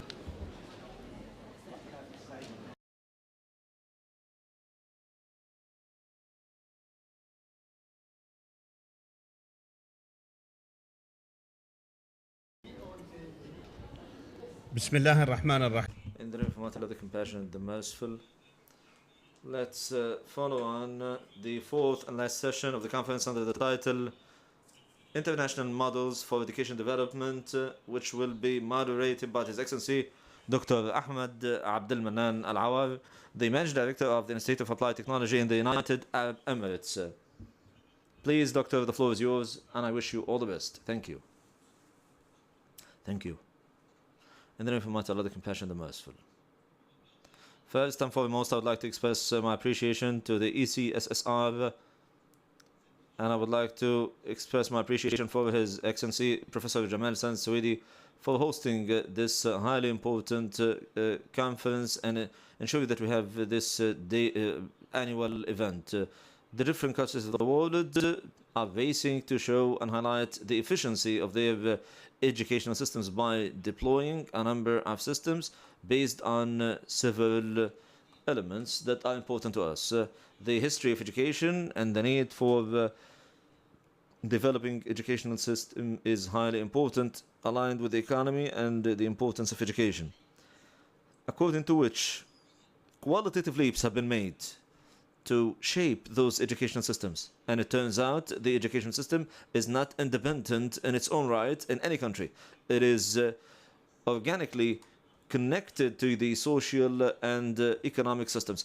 And since every society has its own peculiarities, an education system means that it is not necessarily for another country to be copied and pasted due to the different variations in every country. Still, it is quite wise and prudent to look into the expertise of successful countries that have been taking the lead in this regard. And in this regard, we would like to highlight 3 experiences by 3 countries which are currently among the leading countries of education, namely the German model, the Chinese model, and the Australian model. Here we start with the German experience, or the German model, by Dr. Sandra Linke. Dr. Sandra Linke is an international consultant at the International Council for Gifted and Talented Children in Germany from the German Federation. Dr. Sandra Linke is an expert in teaching gifted students. She holds a bachelor's degree and a master's in education. She also holds a PhD in creativity and has developed a dynamic model to represent the idea of creativity. Dr. Linke has published 2 books and a number of articles, and she has conducted a number of workshops in different countries such as Germany, France, Australia, Kuwait and the UAE, Turkey, Jordan, among others. Moreover, she is an active member of different academic institutions, including the World Council for Gifted and Talented Children. In 2016, she was selected member of the editorial board of the Gifted and Talented International magazine.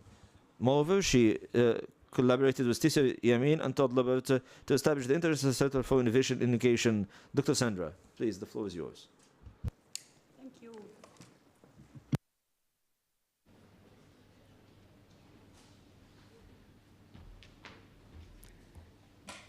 Hello, everybody. I'm very pleased to talk today about the German model here. And we will start right now with one main fact, which is that in German public education, it is possible for all kids to study up to university level, regardless of their family financial status. That means that children, they go all to school. It is a must. You cannot do homeschooling or anything else. You have to go to a school, and most of the kids go to public schools. And the German educational system produces high-performing students. And even I said most of them are going to public schools. There are certain private schools, and the number of private schools is increasing. Why? Because they have special programs, and as the introduction you heard that for me, I am a specialist in gifted education. Also, education is a function of the federal state, and there are differences from state to state. There are some generalizations we can do, and today I would like to share them with you.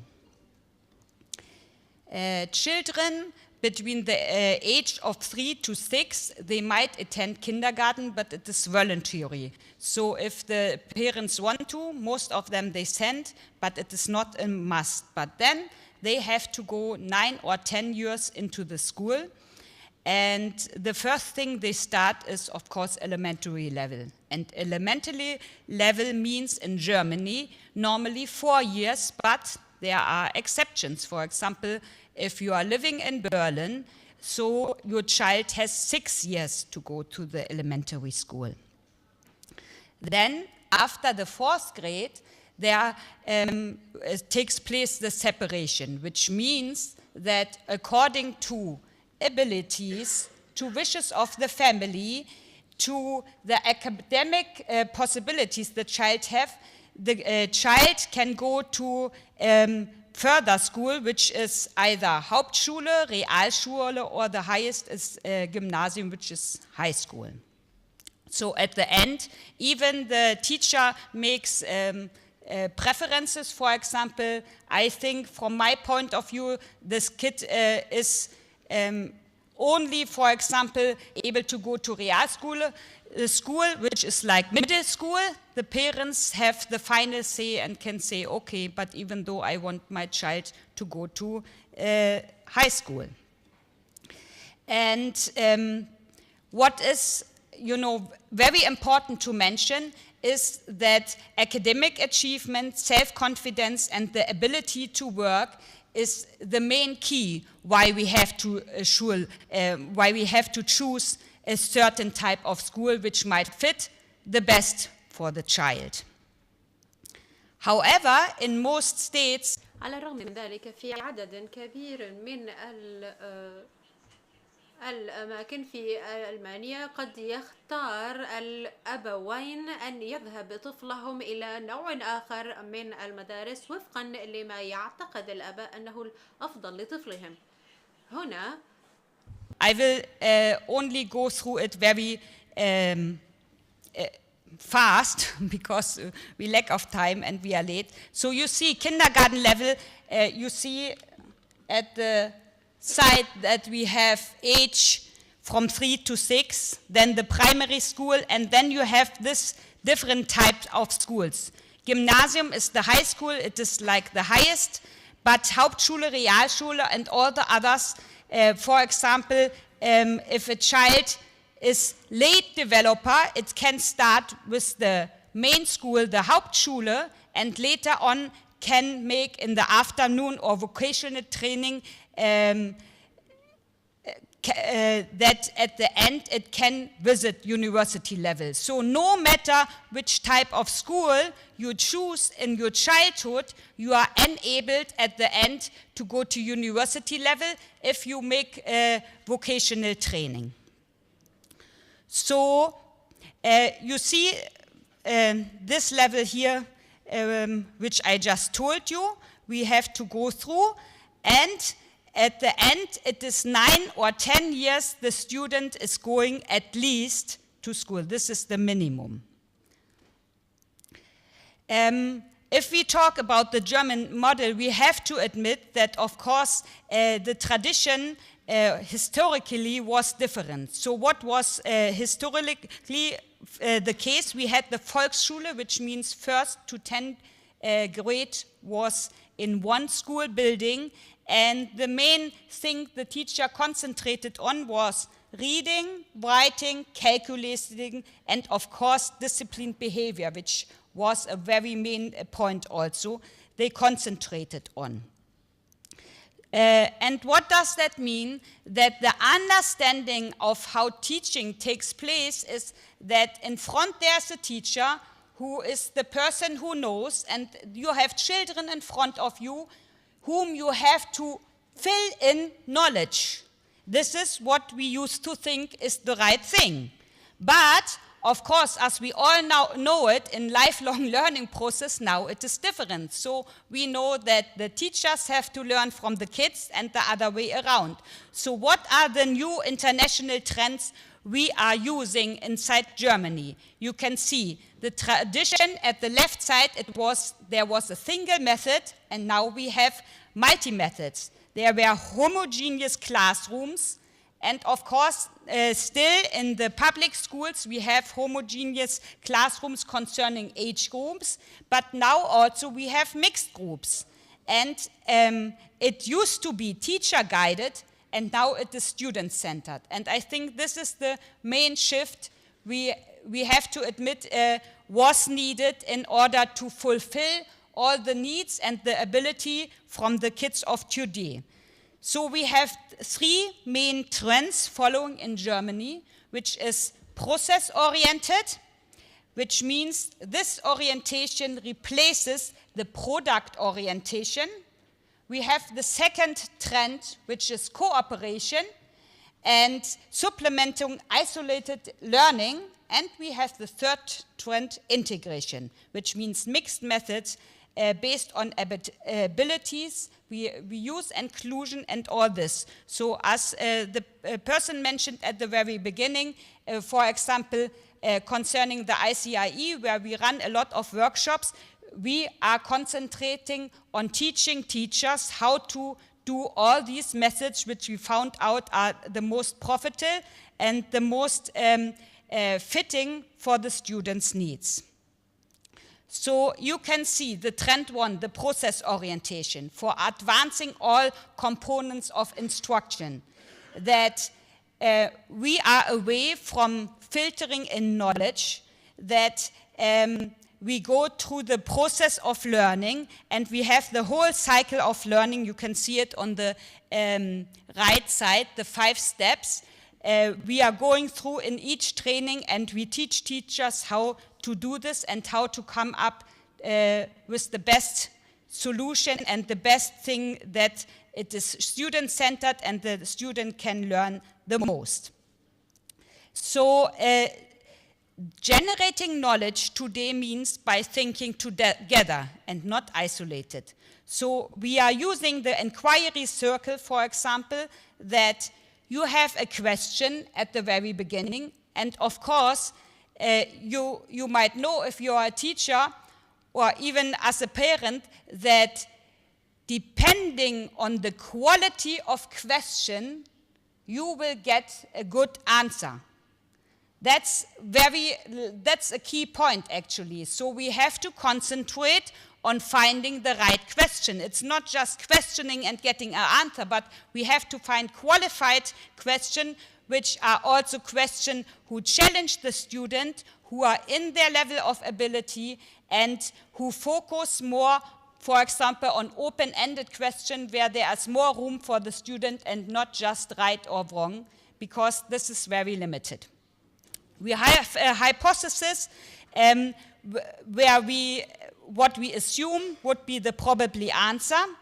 We let the students search for new information. We are analyzing, visualizing, and at the end communicating, so I will not go in depth through this, but this is the thing we have to do now in our technologically century, that we have to concentrate on this thing of inquiry and let students work together. We are not anymore the teacher in front who knows everything, but we are just mentoring students, and we can accompany them and can give them the right room and option to find their answers.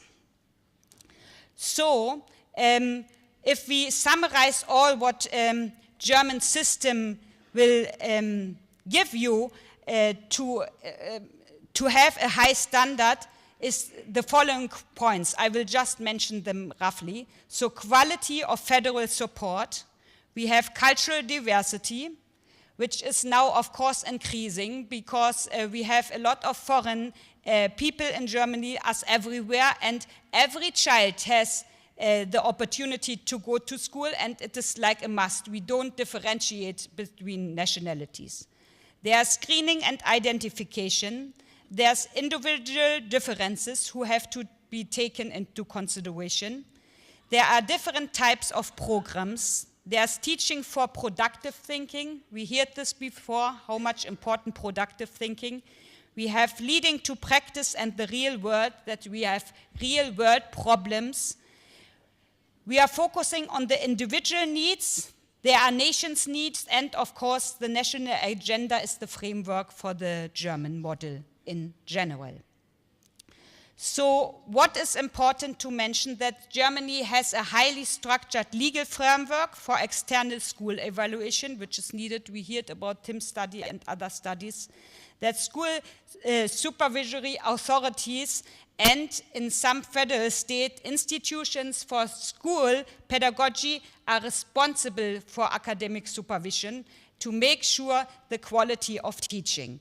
So this is mainly and roughly the system what we follow in Germany, and as I told you, of course, in each federal state there are differences. I cannot go in depth in it, but this is the main, you can say, outline for the German system. So what I prepared for you now is that I would like just you a few seconds to think about yourself. What was the main period in your own life when you learned the most? Give it a few seconds to think about in your own life when you were learning the most. Ask yourself in which school you went to in this period of time. And ask yourself who or how many teachers you had at that time. So I think many people here will come up. We don't have time that much to let you think about it, but just to have the idea in your mind that I think most of the people here listening will find out that the period in life where we all learn the most is at the very beginning of our life. In which school we go, in no real school. It is the world and the environment and the place where we are teaching us. And what let us learn the most is try and error, and that there is a possibility that we can have try and error and not a person saying this is a mistake, this is not a mistake. We can try. We have the room and we have the freedom to try this. And of course, we need an environment which is safe, where we can make our own experiences and where we can change our challenges which we want to face. So actually, I would like to share today with you my vision, which is to have a school, we can call it school, but in the way that there's really a mistake culture and where there is place for people or for the students really to try, and where they have the freedom to go really what they are interested in, and not a person they are judging. We can call it teachers who are there, but it's not even needed. We can call it mentors or whatever. The most important, there are people who believe in our abilities and who give us room to try things. So this vision in my mind, I had a talk yesterday here in Abu Dhabi with people from Test Shop, and I was really interested in what they offer.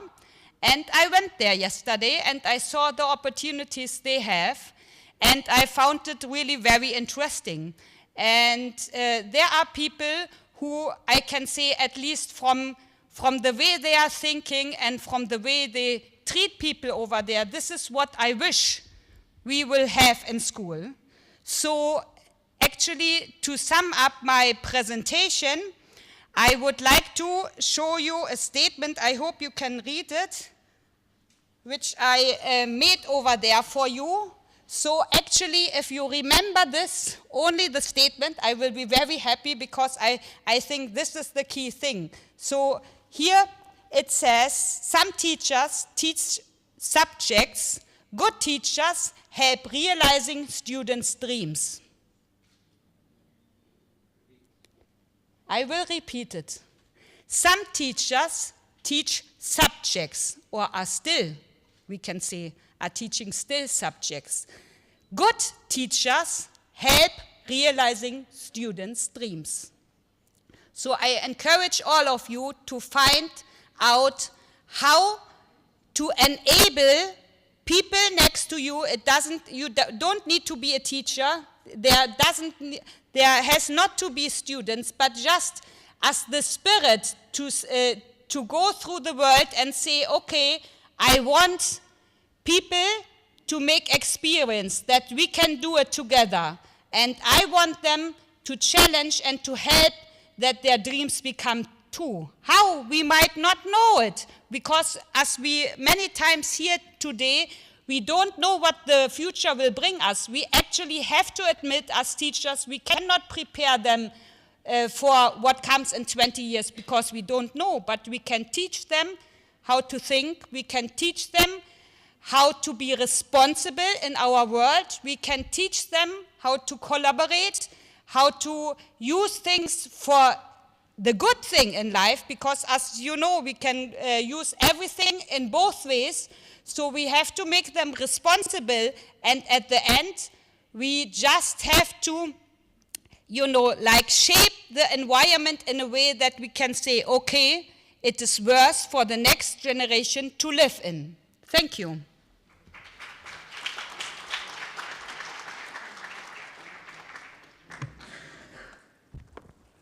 Thank you, Dr. Sandra. Apparently, you are a PhD in creativity and innovation. And the role and the way towards creativity and innovation is a good teacher who makes dreams come true. We see in the German model, it is a practical and focuses on applied strategies and applied knowledge. It does not undervalue the academic background yet, because they have also the academic stream in it. And furthermore, in the post-secondary level, the German model has different branches and they are interconnected. So a proper framework, what makes the German model unique. Thank you, Dr. Sandra. Now, our second speaker, I'll do it in Arabic.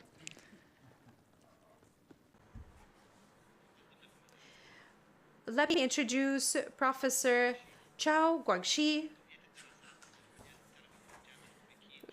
from the School of Education, Peking University, People's Republic of China. Dr. Chao Guangxi is a professor in the Graduate School of Education, Peking University. He obtained his PhD from Beijing Normal University, China in 1998. He also has a vast experience as he worked as a visiting scholar and guest professor in several universities worldwide. For example, Kew Leuven and West Virginia, University of Heidelberg, Nagoya, Griffith, Twente, and Toronto University and Tampere.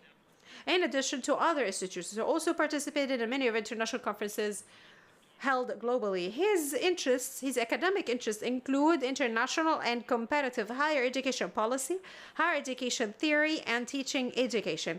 He has authored and edited many publications in the field of studies, such as American Higher Education Thoughts, Ideas of Western Higher Education, Historical Perspective Studies of McGuiney Tanzoporo, Educational Thoughts, Higher Education in Globalist Knowledge Economy, and Rising China's Research at University. Dr. Chao is going to present to us the Chinese university model. Let's welcome him.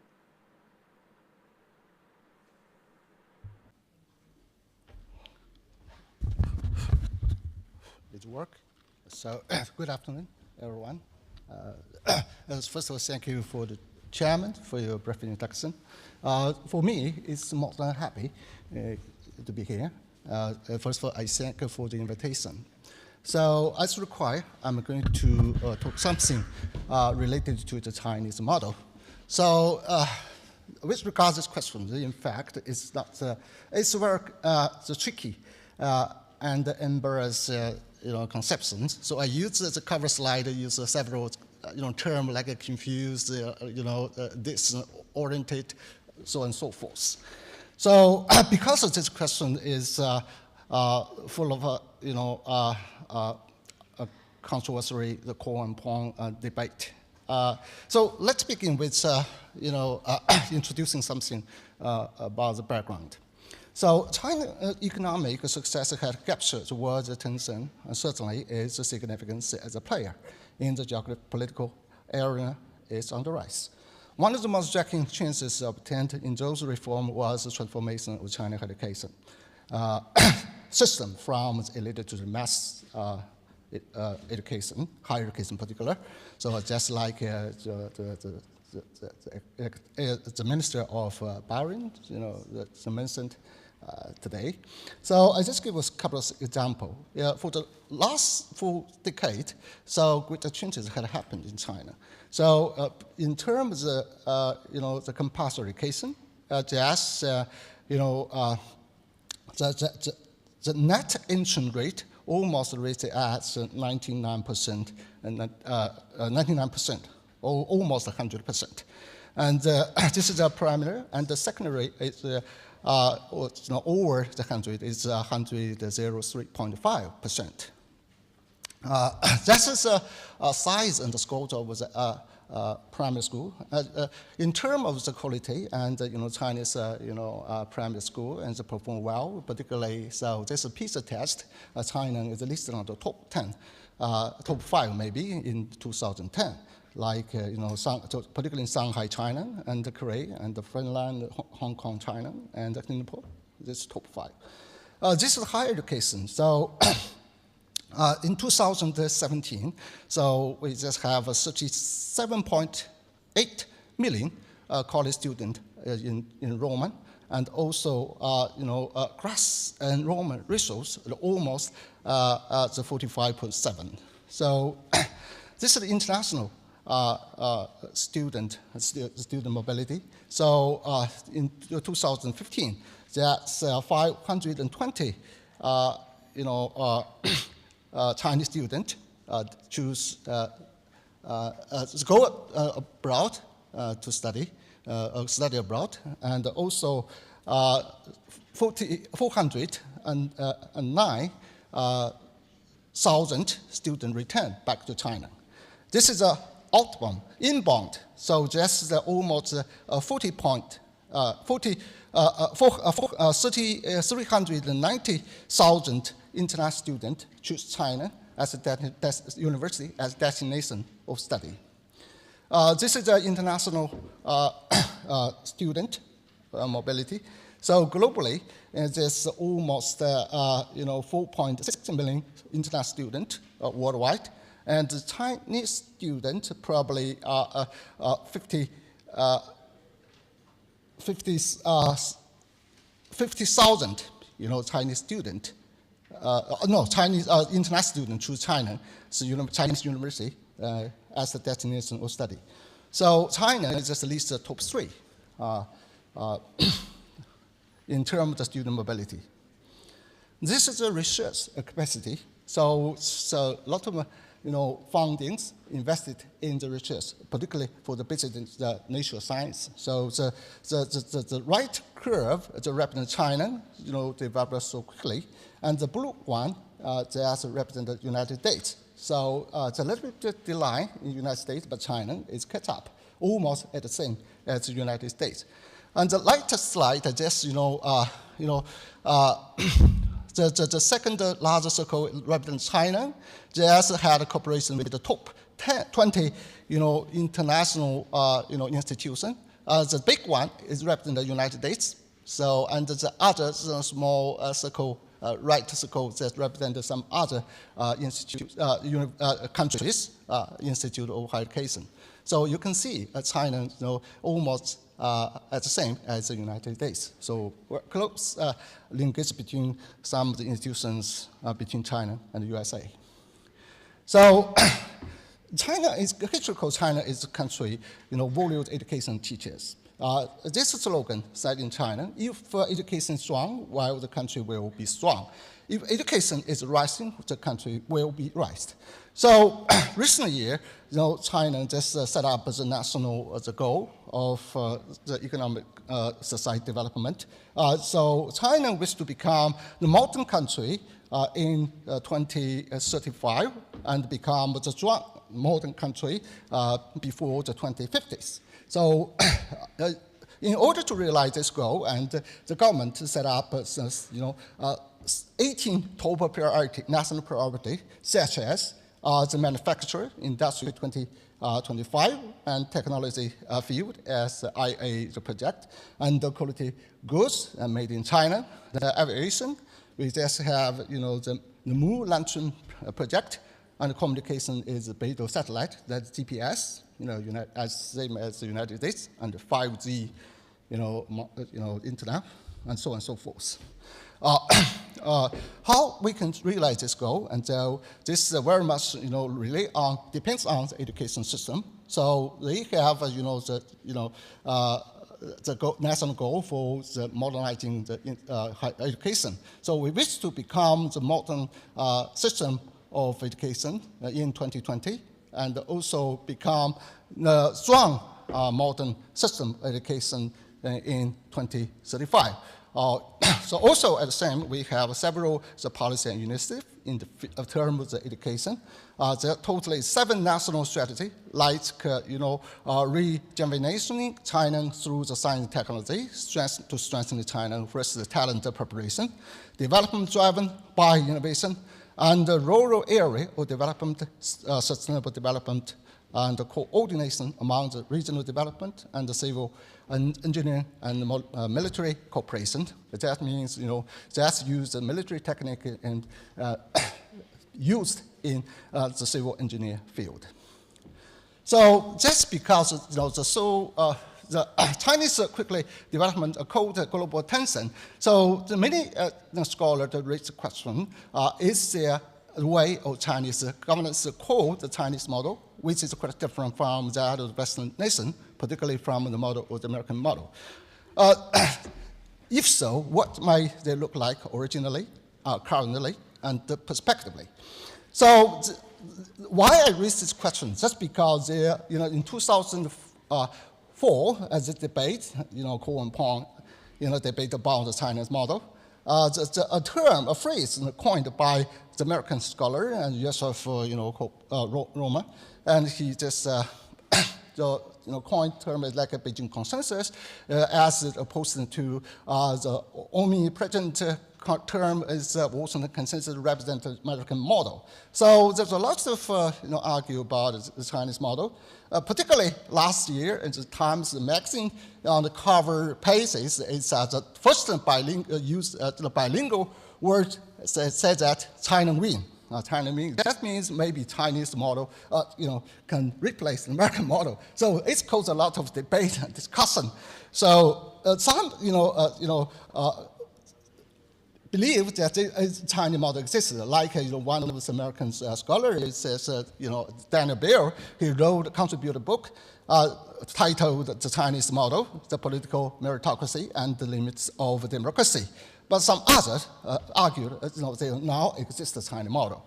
In terms of education, also some article says that, whether or not the possibility exists another model university. So what is the university? First I'll give you a definition.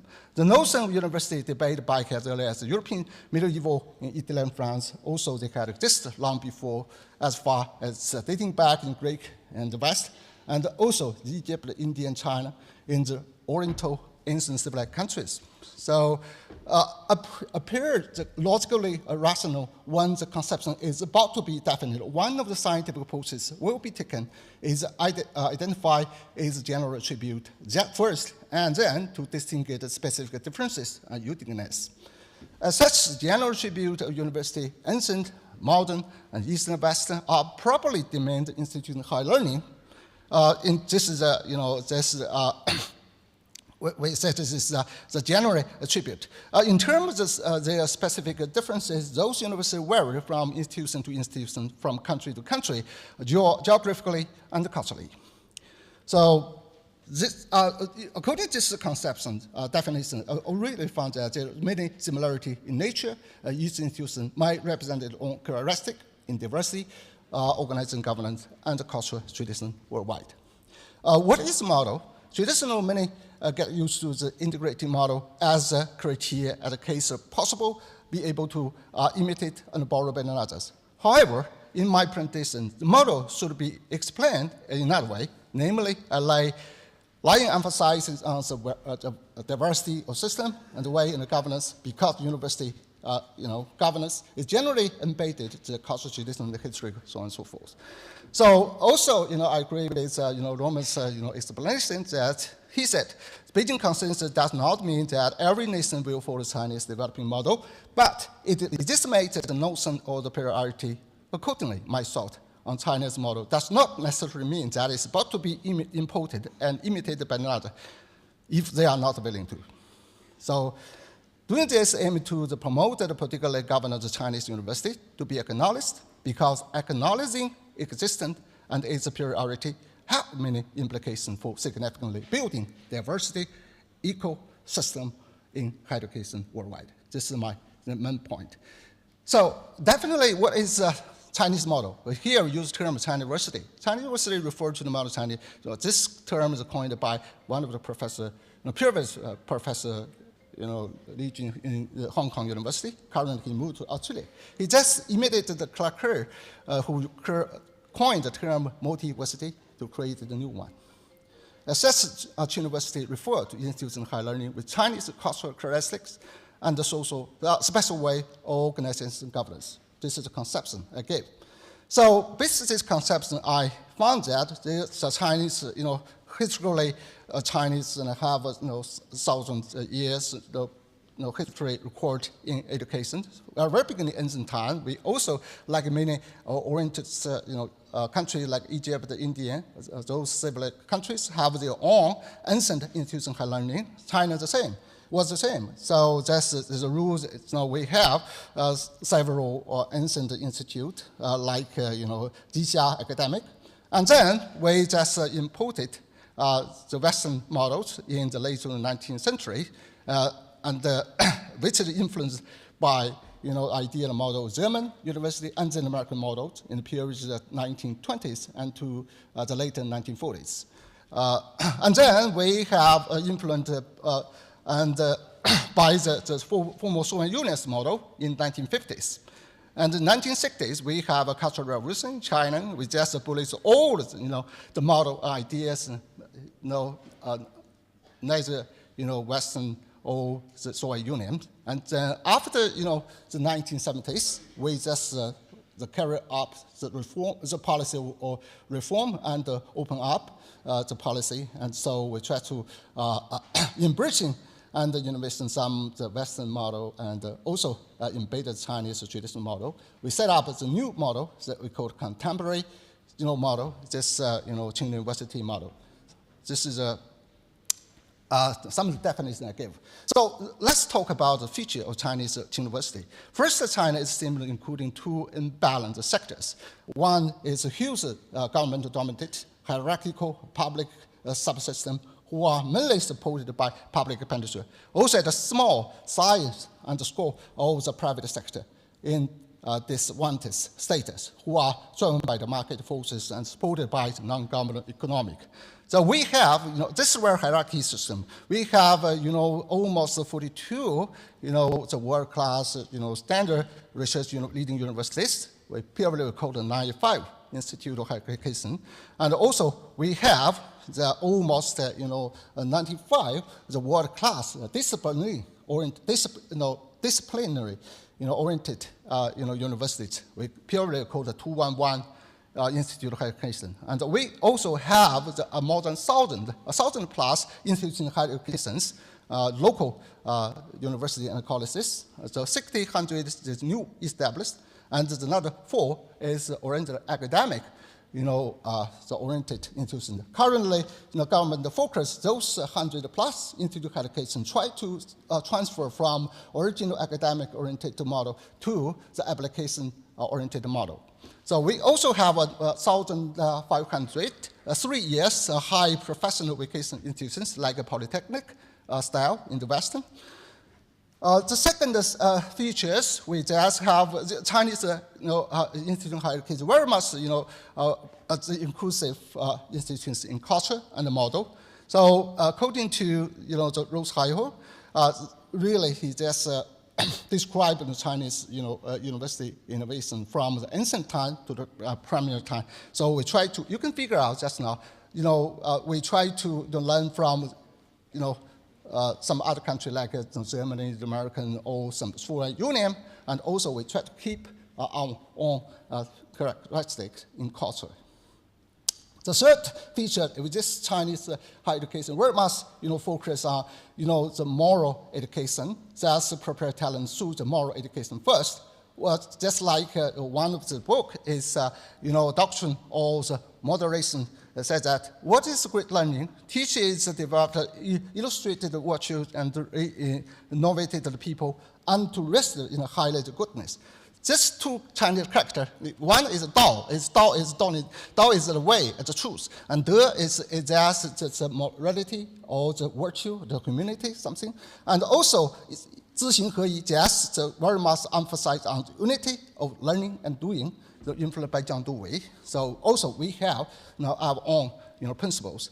But the third feature is that very much political instrumentalism as philosophical foundations. In ancient time, it's, the emperor holds the education, school, all the book and the classes are stored in the court. We call it 学在官府. And also, the formal education did not extend to common people. Academic education is a privilege, emperor and senior officers. So we call it 礼不下庶人. 官学体, that means there were not distinction between teachers and officers. Schools are located in the court. Some officers act as a role as teachers. Professor Shi, you have 3 minutes. Okay, so, but even today, we very much emphasize, the fifth feature is value the heritage of tradition and the red gene, because currently the CPC, took the power, is just, defeated KMT, and because of those institutes they have had, just, transfer from, the original revolutionary locations, we have a Yang'an model. So, but it's very much, influenced by the Chinese culture. Here I use the series, it's called the punctuated imbalance series to analyze the Chinese model. The following part, I'm going to do some comparison between the University and the West. So I just, the analytical framework, I choose the environment, the disciplinary expertise and the people to focus on university. I just put it, based on the period of time, it's just focus on these 3 pointers. I said Chinese, Western, Chinese, Western, Chinese, Western in the different stages.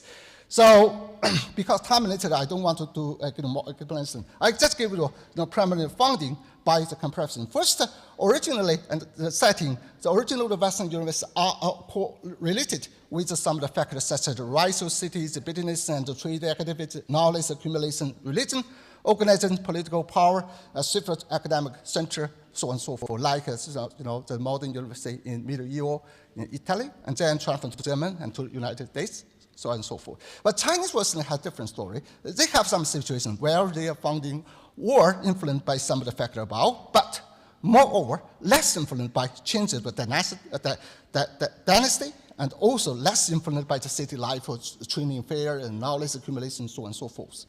So functionally, the use of the Western university changes extended, the time from time to time, quickly finished, all right, almost. So the Soviet teachers, research, and social responsibility. China University changed slowly, being used as a literary store book and the center of learning is political think tank, such as Jixia, academic, Taixue, Guozijian, Shuyan, so on and so forth. They didn't change too much functionally. And strategically, and the evolution of Western University was almost pitching with gradualist and conservative, France University exception. But on one hand, upgraded and reform old institutions well set up, the many new type of institutions. But Chinese model is different, was the punctuated and radically, and additionally positive to learn and imitate the Western model and imported Western science and technology, but instead of Chinese cultural tradition as a fundamental root.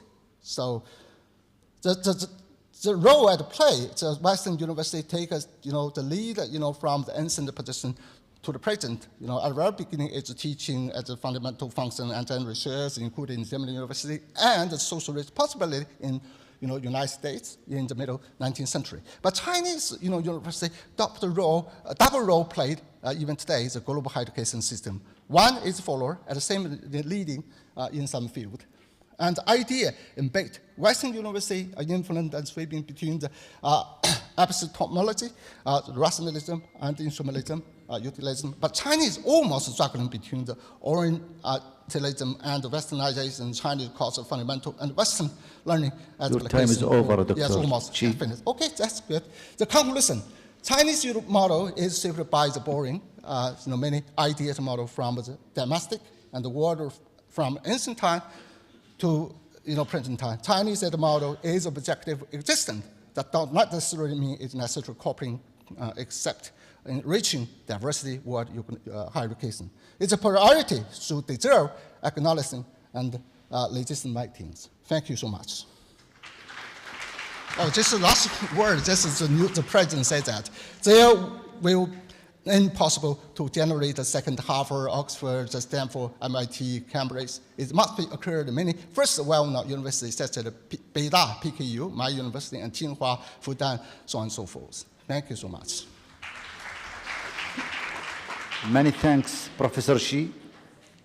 The Chinese model has changed lately, started anciently, and with a massive dynamic improvement in the Chinese educational system. Just lately, I think within 15 years only, where we saw our market exploding with the Chinese products, emphasizing on the fact that this productivity and this market or these products are coming from within a background from a strong educational system. When I say in Arabic, لابد. This educational system should, of course, is a must that is related to the economic system in China. And of course, the Chinese system, of course, is based on the diversity of the Chinese cultures, because you have people from the east, Mongolians from the north, Tibetan from the south, and then there is Hong Kong, and then Taiwan. All are different cultures that have its own impact in the Chinese educational system. This difference created also educational diversity and resulted in concentration on certain trades according to the geographical location. And that, of course, is a very high value in the educational system, which is the keenness on the economic system through the educational system. The Chinese model is continuously developing along with the Chinese developing plans, and that is something that we are witnessing here today, and this is very noticeable. Thank you, Dr. Xi. Now let's move with the Australian model. Dr. John Buchanan, Associate Professor of School of Education, University of Technology, Sydney, Australia. Dr. John Buchanan is an Associate Professor in Education at the University of Technology, Sydney, where he also coordinates international programs, including the International Practicum. He has taught at primary, secondary, and high-level education. He received a number of awards in the field of education, whether state and national levels. His teaching and research interests include retention, attrition, and quality of teachers. He has attention in the English language as a secondary language or an additional language. Also, LOTE, language other than English, education, intercultural, regional, and global studies, and civic and citizenship education. He has published more than 60 journal articles, books, and book chapters in these fields, and he supervised more than a dozen of higher degree research students on related topics. Dr. Buchanan also participated and presented at numerous international conferences, including invited plenary address in Korea, Pakistan, and Colombia. In addition, he contributed to and led numerous funded research projects and is former president of the New South Wales Institute for Educational Research. Dr. John Buchanan, the floor is yours. Assalamu alaikum. Good afternoon, and opportunity to speak to you about education in Australia. Along the way, I have noticed some similarities with the UAE and some differences. Australians sometimes like to boast about how many deserts we have and how many immigrants we have. In both cases, the UAE is in front of us, so on this occasion I might keep rather quiet. As you can see from my affiliation there, I'm from Sydney. Sydney is the capital of the state of New South Wales. So some of my illustrative examples will be from Sydney, from New South Wales. but where possible I will try and give an overview of education across Australia. That's becoming easier at the moment because even though constitutionally education resides with the states and territories in Australia, increasingly the federal government is exerting its influence over education. The federal government has most of the funds, and ironically most of the funds for non-state schools, for private schools, it has responsibility for those. A brief overview of what I'll be looking at, some brief Australian context and jurisdictional organisation, how we came to be the way we are, the student body, the people that we serve, the regulatory bodies. Increasingly, I think Australian education is being characterised by regulation, some might say over-regulation. I'll then look at school organisation briefly, and we'll focus on two new initiatives in Australia.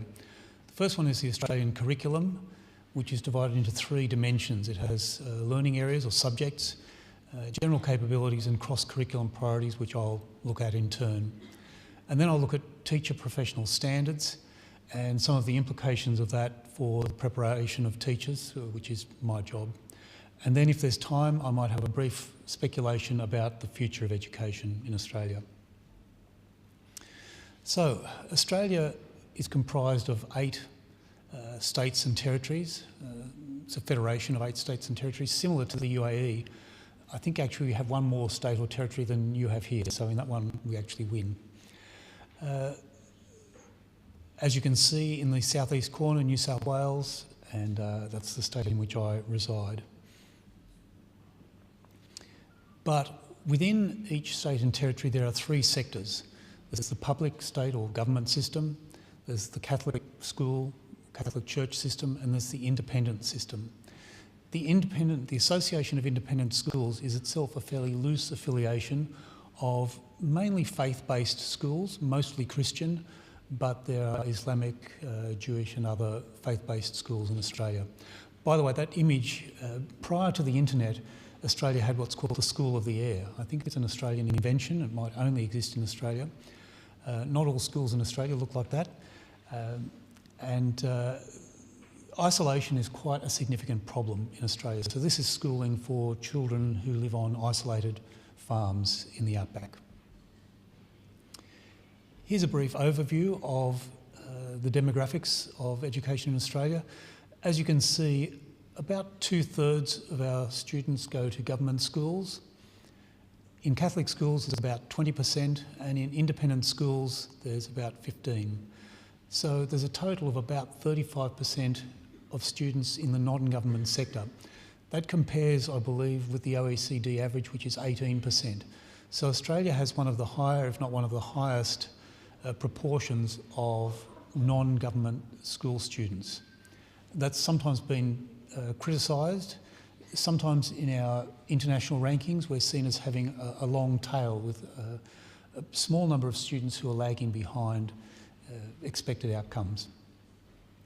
Looking at the middle bit there, I love the precision of that 0.9 of a staff member. It's probably somebody who works 4.5 days a week, 4.5 days a week. And if we look at the retention year 7 to year 12, year 11 and 12 are normally seen as the non-compulsory years. And I'm fairly sure that that retention figure of 62.4% for Aboriginal and Torres Strait Islander students masks a problem. Some of those students would be enrolled in a school, they would have their name on a list. Some of them would rarely, if ever, attend. And I think sometimes these figures are used to mask unemployment figures. In case you're wondering about the expression Aboriginal and Torres Strait Islander, Aboriginal tends to refer to Indigenous people in most of Australia. If you look at Queensland in the northeast corner, part of the tip, Cape York Peninsula, and the islands between Australia and Papua New Guinea are the Torres Strait Islands. So we have 2 groups, by and large, of Indigenous people. So returning to this map of Australia that I learnt in primary school, at the time of British invasion, colonisation, settlement, whichever term you want to use, there were over, I believe, 700 Indigenous language groups in Australia. To my untrained eye, I imagine that the delivery of education in those groups would have looked more similar than different. And indeed, there probably are lots of similarities. The main difference being the language of instruction as a medium in each of those groups. Our student body, I couldn't find statistics for our schools, so I've used our overall population as a proxy. So we have almost 3% of Aboriginal and Torres Strait Islander students. People born overseas is 1 in 3 of us. People who speak a language other than English at home is more than 1 in 4. And people with one or both parents born overseas amount to 46% of our population. I couldn't find statistics, but if you extended that to people with one or more grandparent born overseas, we would probably be in the majority. I'm actually part of that majority group. 2 of my grandparents, my father's parents, were born in Scotland. School organisation. The first year of school is known alternatively as kindergarten or prep for preparation, reception or foundation. And students start about the age 5. Those of you familiar with the British system will see some similarities. The stage system on the right-hand side there is basically a curricular way of organising content. So students need to meet outcomes within those 2-year periods, with the exception of early stage 1, which is a 1-year period. A couple of brief comments. We tend to say high school rather than secondary school, and we don't tend to separate junior and senior secondary school. We generally talk about the years 7 or perhaps 8 to 12 as high school or secondary school. Years 11 and 12 are seen as the non-compulsory years, but that's changing too. In Australia, leaving ages are rising. Again, I think that might be partly to mask unemployment figures. And so in New South Wales, it's the age of 17, so almost all students in New South Wales complete at least year 11. I do have some concerns about that. I sometimes think we have this view that university education is the best possible education and everybody should aspire to it. I sometimes think that my car mechanic has a more responsible job than I do. Any mistake I make is unlikely to kill anybody, but my car mechanic really needs to be competent and ethical. Australia is increasingly being characterised by regulation. Some people might say over-regulation. Very briefly, 4 of the bodies that we're answerable to. AITSL is the national body looking after teaching and teacher quality. NISA is our New South Wales Standards Authority, and all of our programs have to be accredited by them. TEXA is a tertiary institution nationwide, and all universities are answerable to them for their accreditation of their programs. And ACARA looks after the Australian curriculum. And it's an interesting time to be giving this talk, actually, in that for the first time Australia is embarking on a national curriculum. As I've said, the federal government is increasing its influence on education. There are 3 dimensions. The print's too small there, but I'll look at each in order. But there are 8 subjects or learning areas, 7 general capabilities and 3 cross-curriculum priorities. The general capabilities tend to be skills-based, whereas the cross-curriculum priorities are bodies of knowledge. I'll give you a sec to look through the lists of subjects that our primary teachers and secondary teachers teach. I'm often amazed at the breadth of knowledge our primary teachers have to have. Very briefly, in science, there are 4 strands. There's physics, chemistry, biology, and what we used to call geology, but is now extended to environmental science. In the humanities and social sciences, economics and civics and citizenship begin at year 5, but New South Wales has decided not to have a civics and citizenship curriculum, so we don't quite have a national curriculum yet. I'll illustrate one subject area, languages. For the New South Wales matriculation exam, the HSC, Higher School Certificate, there are, I think, 31 languages that you can study. I'm actually quite proud of Australia's efforts towards multiculturalism. A lot of those you can study at beginner, intermediate or advanced levels, and in some ways that's a problem for languages education. As a nation, we're very multicultural, very multilingual. As individuals, we tend not to be. And a lot of students are afraid of competing with other students who might have a grandparent who speaks Chinese, for example.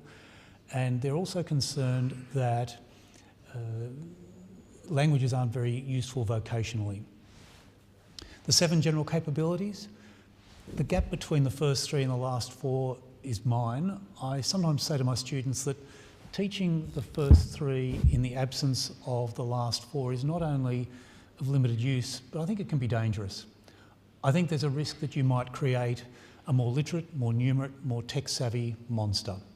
And I sometimes use Pol Pot as a regional example, the leader of the Cambodian killing fields. He had an education that would normally be reserved for royalty, and in thanks he returned back and murdered between 1/3 and 1/4 of his countrymen and women and children. Cross-curriculum priorities. One is national in nature, one is regional, and the other is local, national and global. I sometimes criticise the second one in that it tends to overlook the Pacific. As with our languages, we don't have Samoan, Tongan, etc., even though we have large migrant groups from those areas. Interestingly, China is showing more interest now in the Pacific, so Australia is also trying to show more interest. That middle one might change before too long. Very briefly, pathways to education, it tends to be a 4-year undergraduate degree or a 1.5 to 2-year postgraduate degree preceded by specialisation studies in your subject area. The first one tends to be more common for primary teachers, the second one more common for secondary, but there's quite a bit of overlap. AITSL has recently introduced Australian Teacher Professional Standards. There are 7 there, but each one has sub-elements. I sometimes say sub-standards, which is not a good term. They're all noble statements. I have some misgivings about them. For example, the first one says know students and how they learn. I sometimes think that's a bit clinical and impersonal. I'd be tempted to put know your students and how they learn. Essentially, that first one says teachers have to understand learning, how it occurs, and the circumstances under which it best occurs, which is a noble thing, but as I said, perhaps lacking a bit of the personal dimension. The standards operate at 4 different levels: graduate proficient, highly accomplished, and lead. And as you might expect, our graduate students have to demonstrate proficiency at that level in order to be able to graduate from university. And within 3 years, they have to demonstrate proficient level. If they're a casual teacher, they have 5 years to do that. The final 2, teachers don't have to engage with unless they're seeking promotion. But they do have to maintain accomplishment at least proficient level. So it is a lifelong or career-long pursuit. At graduate level, students need to demonstrate that they can plan, organise and deliver in a coherent way, and assess, evaluate and reflect on and identify their impact on their teaching with regard to their students' learning. It's known, basically they need to carry out a cycle of teaching. It's known as the teaching professional assessment. I was originally quite sceptical about this, but I've become a bit of a convert. I think it's reasonable, absolutely reasonable, for a graduate teacher to demonstrate that they can make sense of, organise, communicate, and then make sense of the impact of the teaching that they do. I've been a little bit critical along the way of some of the things that are happening in Australia. I perhaps should have mentioned too, with the teaching pathways, there is a 3rd pathway. Somebody mentioned Teach for UAE yesterday, so I'm presuming most of you are familiar with it. Teach for Australia takes people from other professions and trains them on the job. I find that a little bit scary because if that works, it means that I'm quite possibly redundant. What I'm hearing at the moment is that it's producing some very good teachers, which, as I said, for me is a little scary. I'm also hearing the attrition rate is quite high, so I suppose in years to come we'll be able to make a better call on the success of that approach. But there are, if you like, plants growing up through the cracks in the concrete or in the desert sands.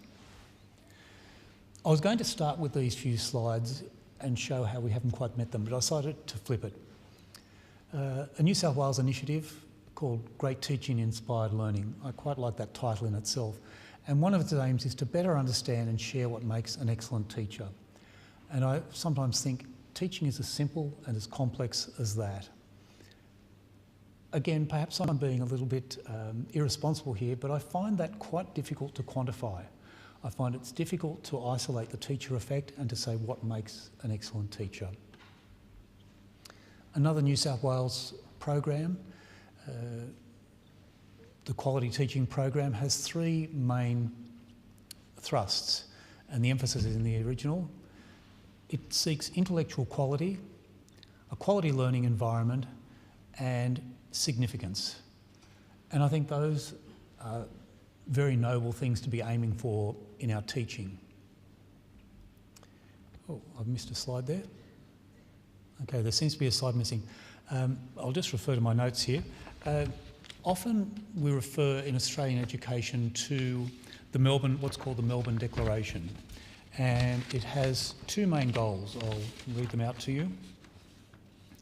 The first one is that Australian schooling promotes equity and excellence. And the second one is that all young Australians should become successful learners, confident and creative individuals, and active and informed citizens. Again, I think that's a very noble pursuit to have. Which future will prevail? It's almost impossible to tell. But I suppose for me, as long as some of those rules and regulations are nested in some of these noble statements, some of these statements which use the higher order thinking skills of Bloom, then hopefully the ship of education in Australia is in good hands. Shukran jazilan, and I hope that's correct, inshallah. Thanks. Thank you, Professor Buchanan. It is very interesting from Australia. It is very kind of a generic model. However, it produced a very strong educational system. If we analyze that, we would say it depends. Oh, let me say it in Arabic. It relies on a proper governance, a federal governance model with a number of peculiarities and authorities for the governorates. The strength points include social cooperation and social values in the Australian model, in addition to an important element which is the quality of the teacher's performance. The Australian element focuses on the Australian model focuses on teachers' quality. The elite the elite of teachers produce the best possible outcomes in terms of teachers, students' performance and outcomes. Thank you very much. Again, I think we should start the QA session. Dr. Ahmed Dabbagh is very active. Let's give him.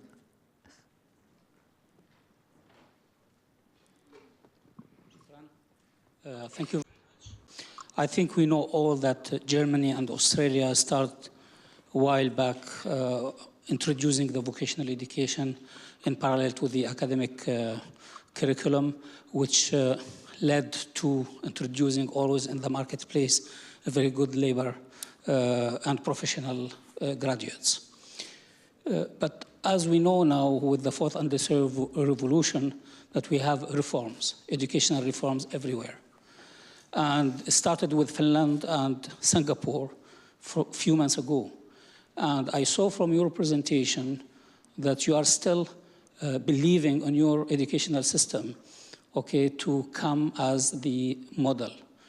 But did you do a gap analysis of your reform or your educational system comparing to the future or the need of the market on the fourth industrial revolution? And do you think that really Australia and Germany need to reform their education system for this purpose? Thank you.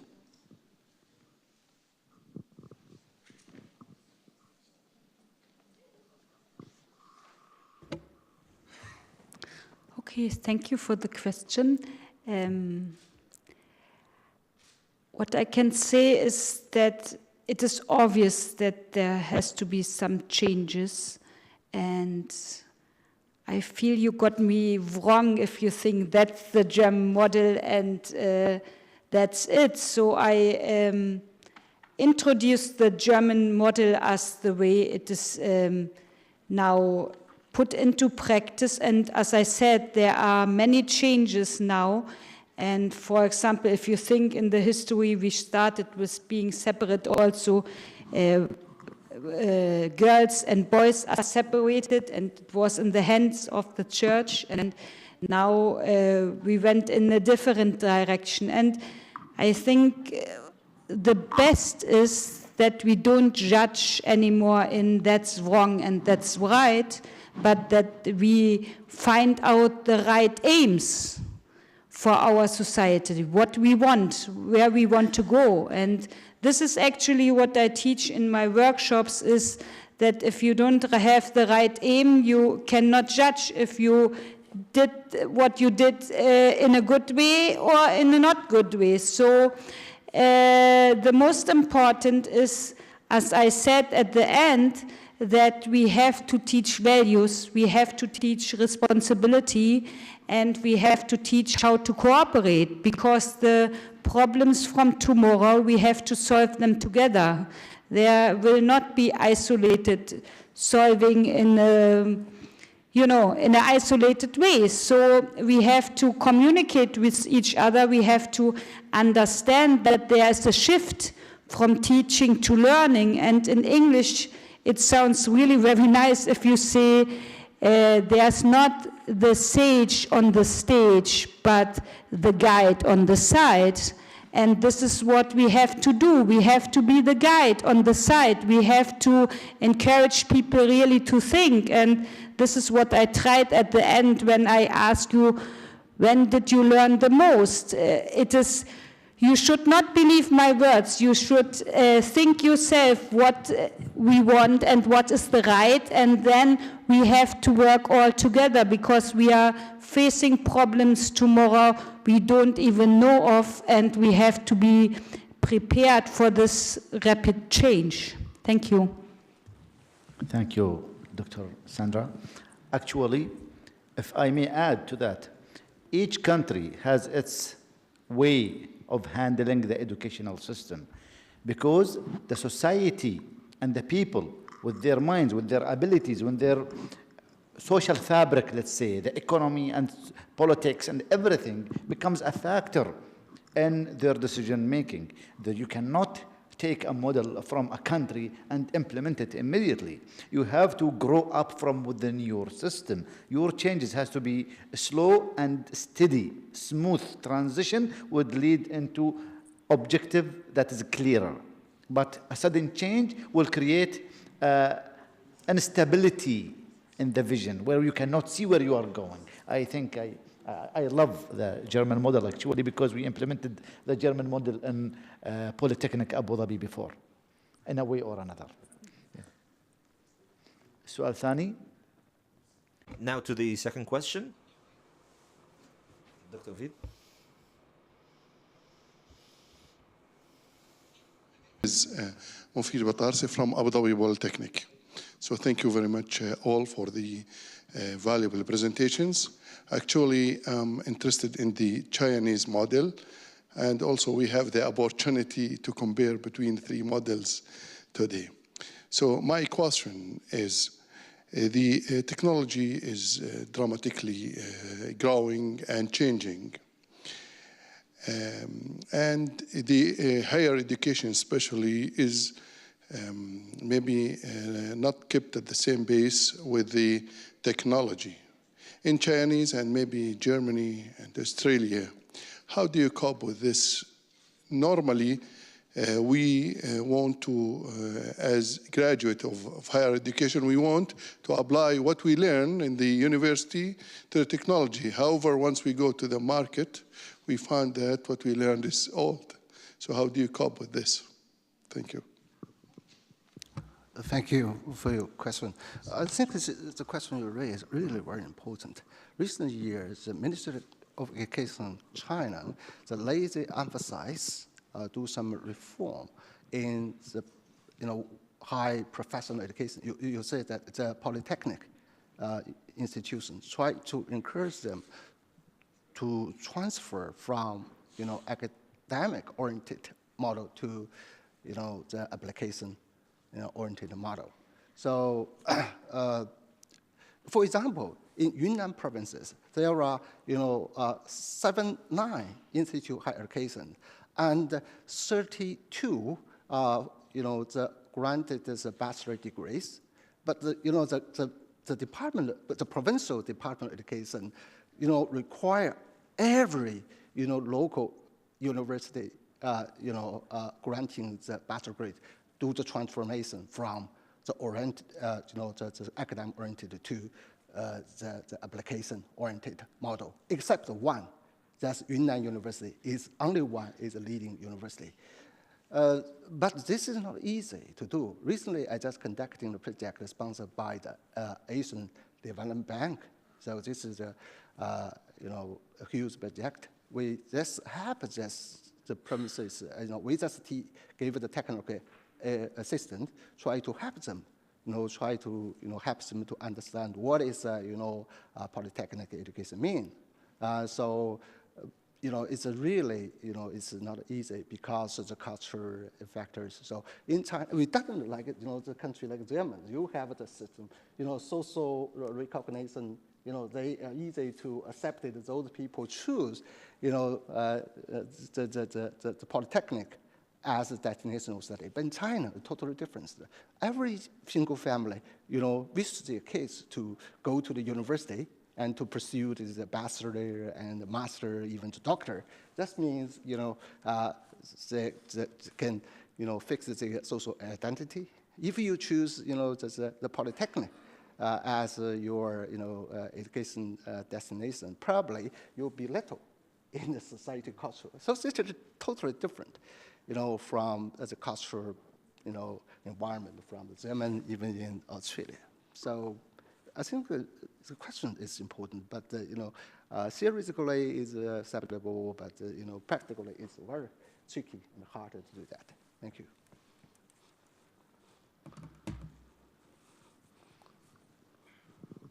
Thank you. So I'm Dr. Jamal from Abu Dhabi Polytechnic as well. Thanks for the useful presentations. I could see most of the educational models and your countries have went through cycle. So there was a complete cycle where you reach to the steady state. So my question for all panelists actually here, I just in one statement, what would be the next step, next milestone in your education system? Thank you. Start with Dr. Sandra.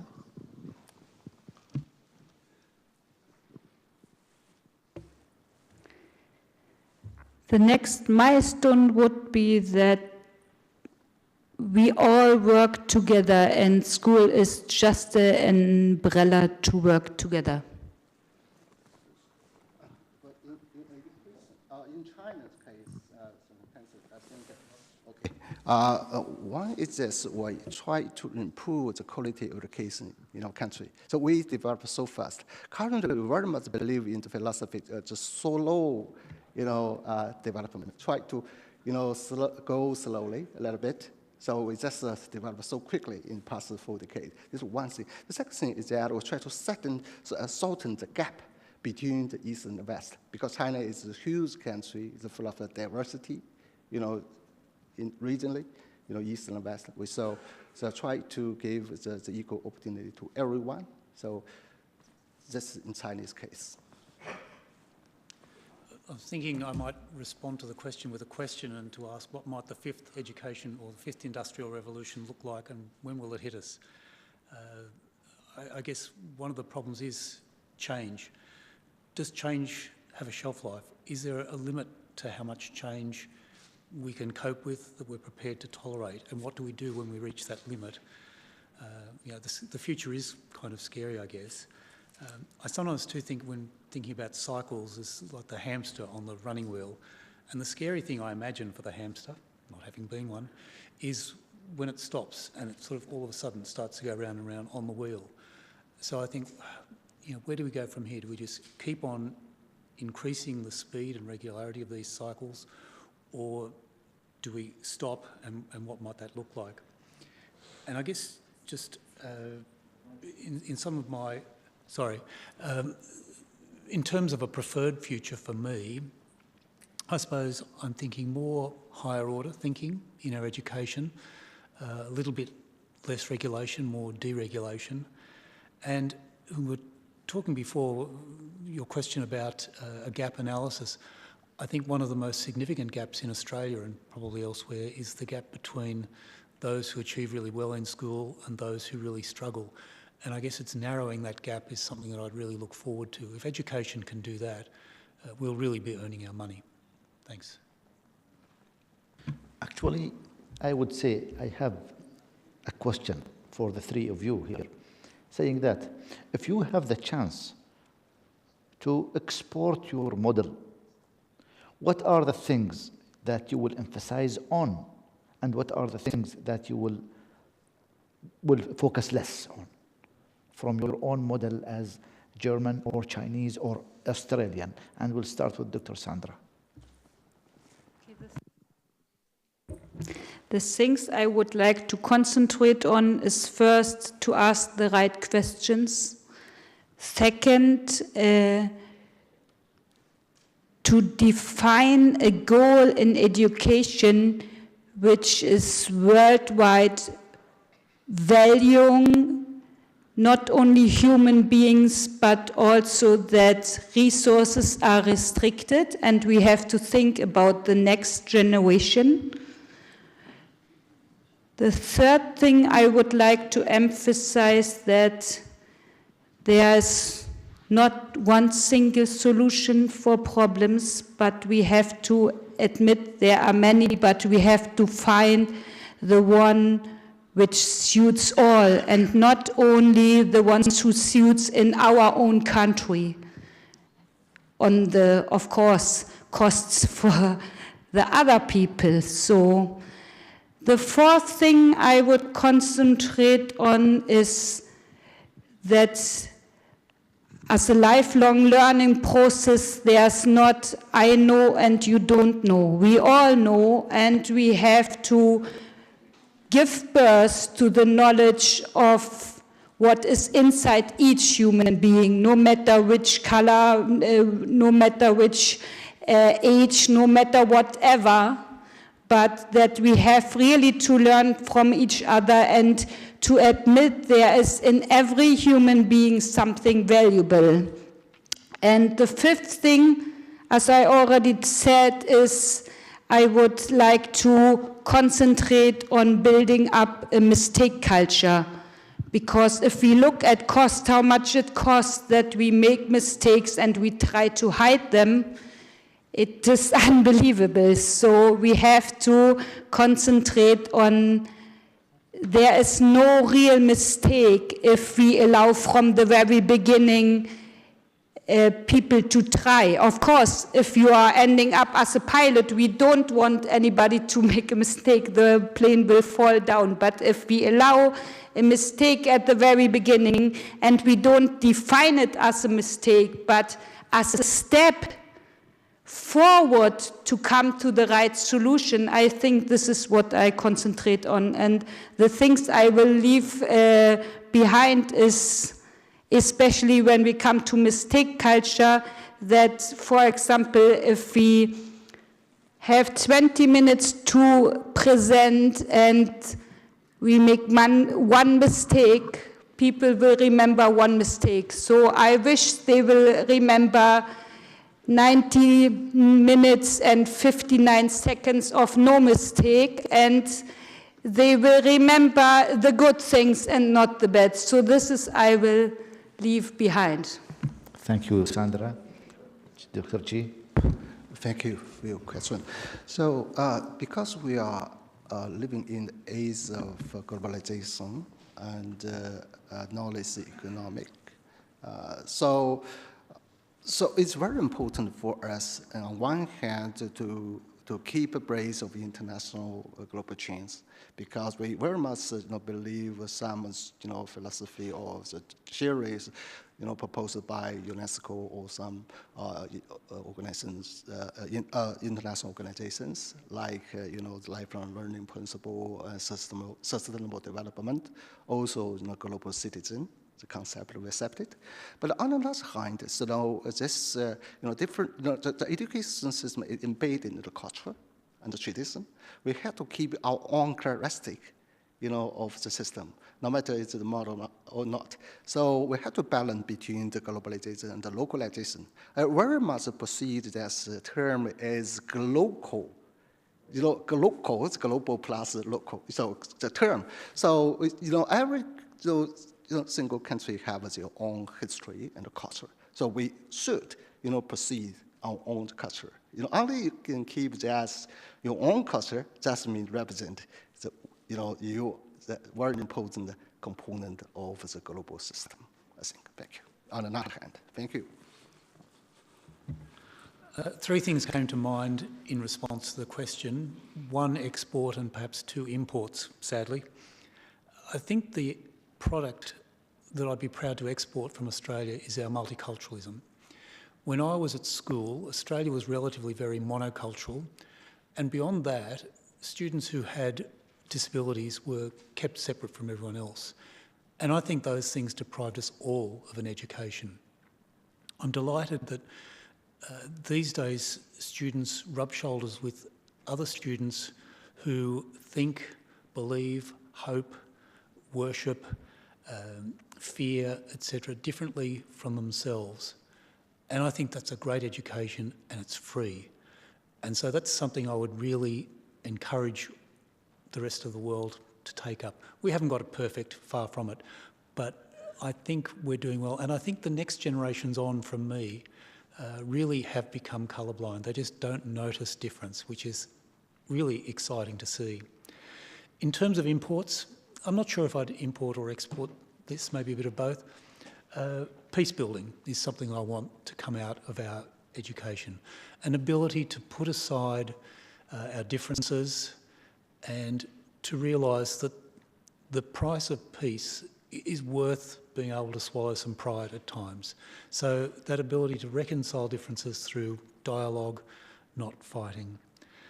And I suppose the third one, which again might be an import or an export, is an inquiry approach to education.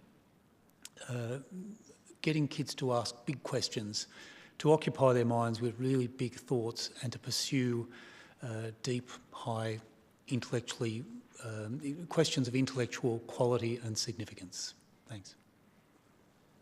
Many thanks to our guest, Professor Sandra Lingke, Professor our Professor Xiao Guangxi, and finally Professor John Buchanan. This discussion was really great eventually, and the fruit was always coming at the end, and we had a nice fruit today, a nice dessert after this at the end of this conference. Many thanks. We always focus on one thing. We are mutating in our educational stream towards student focused. This doesn't mean we ignore our teacher, or we ignore our curriculum, or ignore our facility, or ignore our devices. These 5 elements are the core of the educational system. The parents are part, the society is a part, equipment and available technologies is a part. The teacher should be emphasized on as not the second, but the first as well, as much as the student. If we don't have a good teacher, we wouldn't have a good student. A good teacher, as mentioned by Dr. Lingke, is the core to produce creativity and innovation. He will make the dream come true for every single active student. And he will also pick up those who are inactive, and he will change them to become active. This is the true leader in class, and this is the true achievement. If we would like to change our school system, we should follow up the right trend of focusing on the teacher to make good students. Thank you all, and have a nice evening today.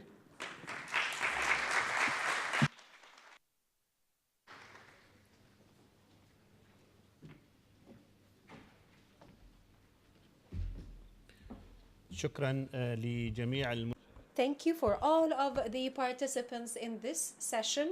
And now I leave you with the recommendations of the 9th Annual Education Conference under the title Advanced Education in Changing the World, the Education Strategy of the United Arab Emirates. Afterwards, we're going to conclude the proceedings of this conference with the concluding speech of His Excellency Jamal Chand al-Suwaidi, the Director General of ECSSR, going to be delivered on behalf of Mrs. Aisha Suwaidi.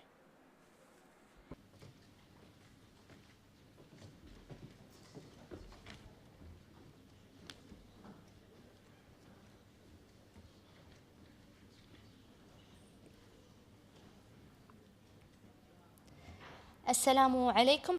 Peace be upon you all, my dear guests. I'm going to read the concluding statement of the 9th Annual Education Conference with the title Advanced Education in a Changing World, the Education Strategy of the United Arab Emirates. Afterwards, we're going to open the floor for questions and intervention for 10 minutes. The concluding statement for the 9th Annual Education Conference. The participants in this conference organized by the Center delivered in its headquarters in Abu Dhabi on the dates 20 and 21st of November 2018 under the title of Advanced Education in a Changing World, the Education Strategy of the United Arab Emirates, with the participation of the elite of experts, researchers, officials in the UAE and abroad. We would like to thank the United Arab Emirates under the presidency of the President of the United Arab Emirates, His Highness Sheikh Khalifa bin Zayed Al Nahyan, for their utmost attention to the issue of education and the importance of developing it in a way that is coping with the vastly changing world, with the technological developments that are emerging day after day. Realizing the exceptional importance on following the path of the founding father, the late Sheikh Zayed bin Sultan Al Nahyan, may Allah rest his soul in peace, in his attention to education and its development. So also the participants thanked His Highness Sheikh Mohammed bin Zayed Al Nahyan, Crown Prince of Abu Dhabi, Deputy Supreme Commander of the Armed Forces. May Allah protect him for his attention into enhancing the human capital, the national human capital, and developing their knowledge capability in all sectors, especially education. The participants also thanked His Excellency Professor Jamal Chand al-Suwaidi, Director General of ECSSR, for his role in shedding light on the utmost importance of education in the renaissance of nations as a main engine for development and the basics of the community's development. And after 2 days full of papers, visions, and discussions, deep discussions, the conference came up with these conclusions. The first one, the enhancing the efforts of the United Arab Emirates into a new developed education system, helping that is focusing on developing the students and also to participate into the knowledge economy in the country. Number two, to develop the educational system and investment in the educational trends and the new technological inventions like AI, big data, and blockchain, and Internet of Things and others into the development of the educational curricula on all levels. The development of the educational curricula and the methods and strategies of teaching through equipping the students with the life work skills and collaboration and communication, critical thinking, creativity, and multidisciplinaries. Number four, emphasizing the role of the teacher into transferring knowledge and skills, whether technological or life skills, for his continuous development in the educational system. Also on transferring the role of the teacher from just delivering the knowledge into a facilitator for the students, and also reconsidering the training of teachers and setting up standards for them and having a set mechanism for their development in order to have an actual change and difference for the graduates to be ready to participate on a vocational level and participate in the future of their country. Number 5, pay much more attention for the educational environment, capabilities and expertise that the teacher should acquire, and the futuristic trends in the creative education and pedagogy field. Also, especially in dealing with the new advanced technologies and how to capitalize it and making it localized. Also, joining the link between the academic field and the practical field in the workplace, and also linking the programs with the certificates into a practical field as an essential part of the life of the students. Number 7, working on educational opportunities that is coping with the requirements of the future locally and internationally, and dealing with the actual real cases in the workplace by providing education in various mandates.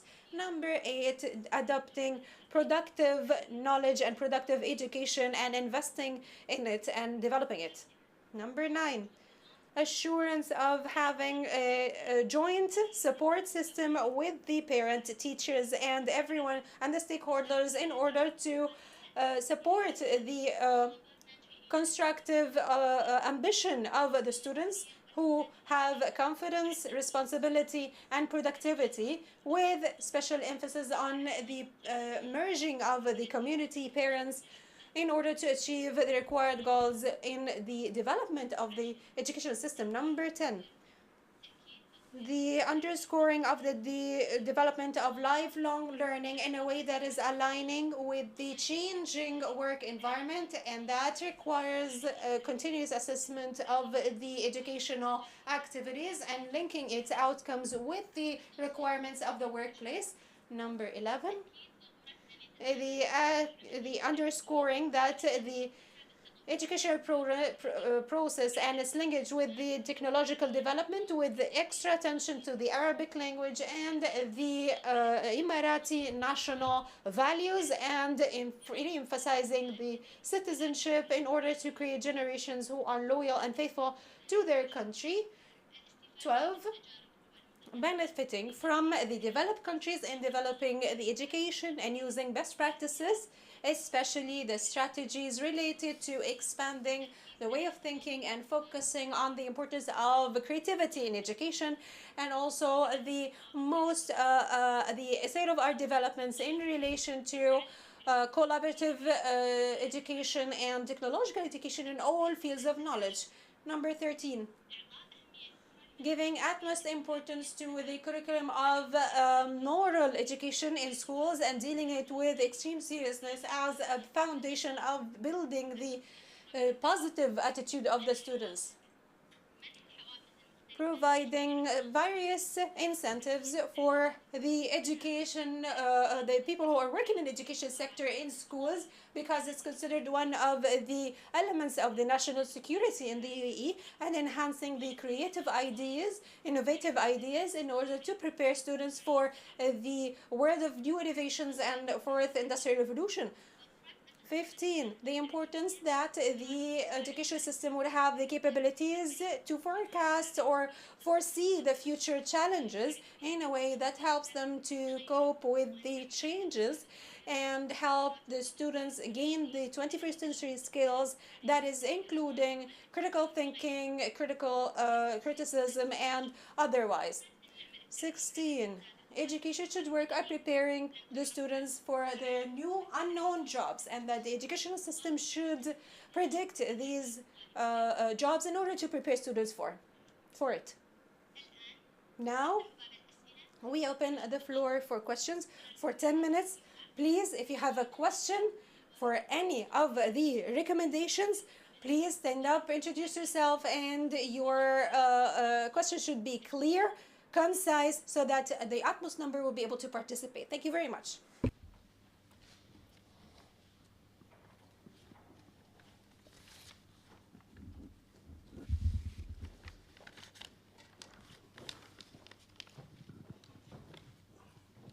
بسم الله الرحمن الرحيم. In the name of Allah, Dr. Saifuddin Abu Nahal, professor in law, expert in training and development. Number 4, the recommendation number 4. Of course, most of the recommendations are effective and strong and due to be applied, but as a person with the field experience in the field of education, the role of teacher in transforming knowledge is an essential one, and we need to refocus or underscore it. Yesterday, I spoke about the importance of transferring knowledge or the information from the professor to the student, and that is here in number 4. And I actually I'm happy that it's mentioned. I would like to underscore it because this is very important to enhance the outcomes of education. And I gave an example, and I'm going to say it one more time. What I really care about, I don't really care about the amount of information that they gain for their daily life or even for the work field.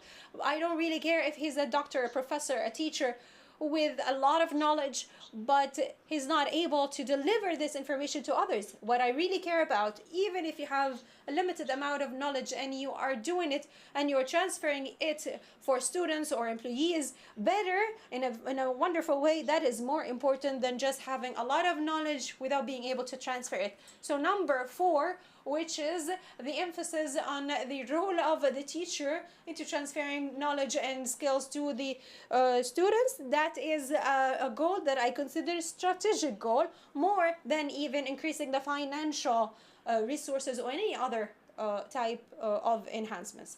Thank you very much. تفضل.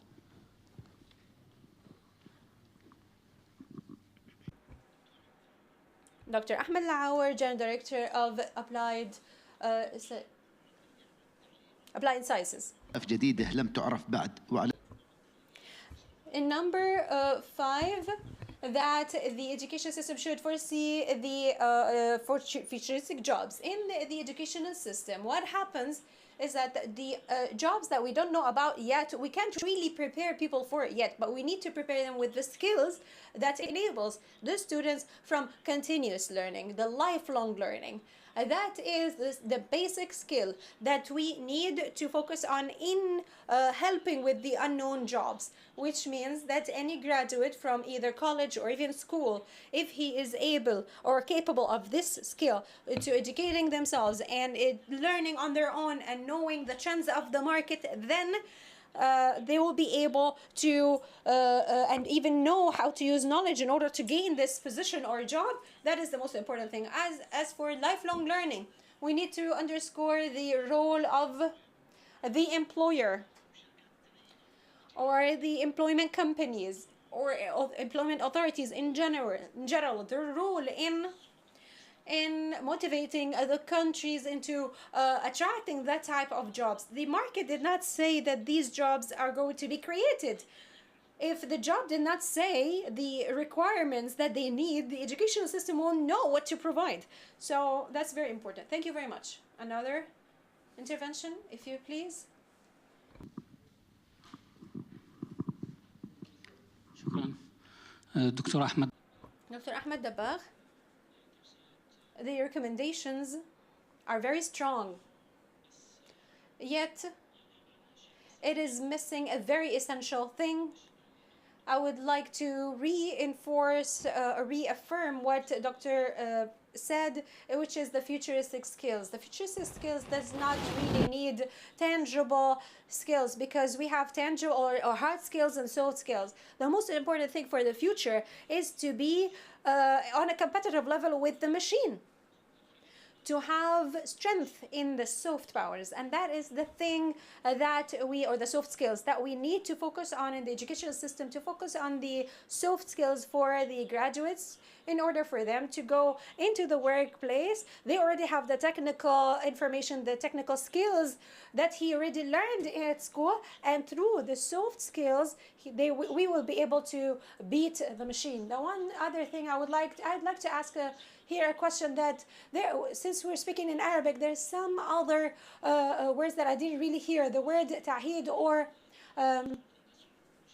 الصناعية الرابعة Subcontracting. What do you mean by subcontracting and and crowdfunding? What do you mean by that?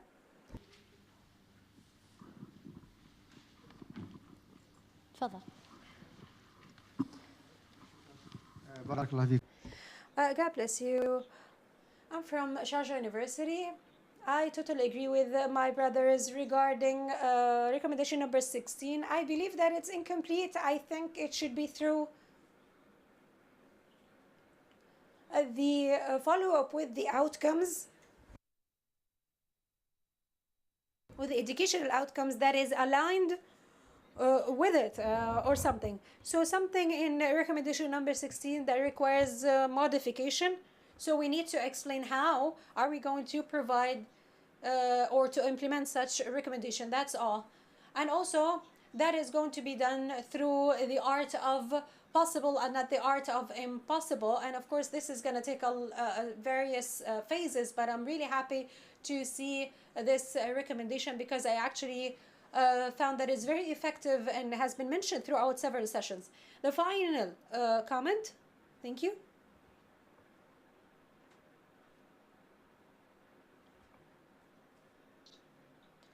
Peace be upon you all.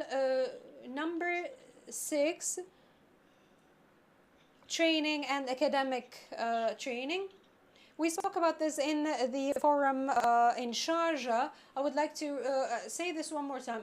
Some might think that what the student learns at college is not what is used in the workplace, and that is wrong. From a practical point of view, that is wrong.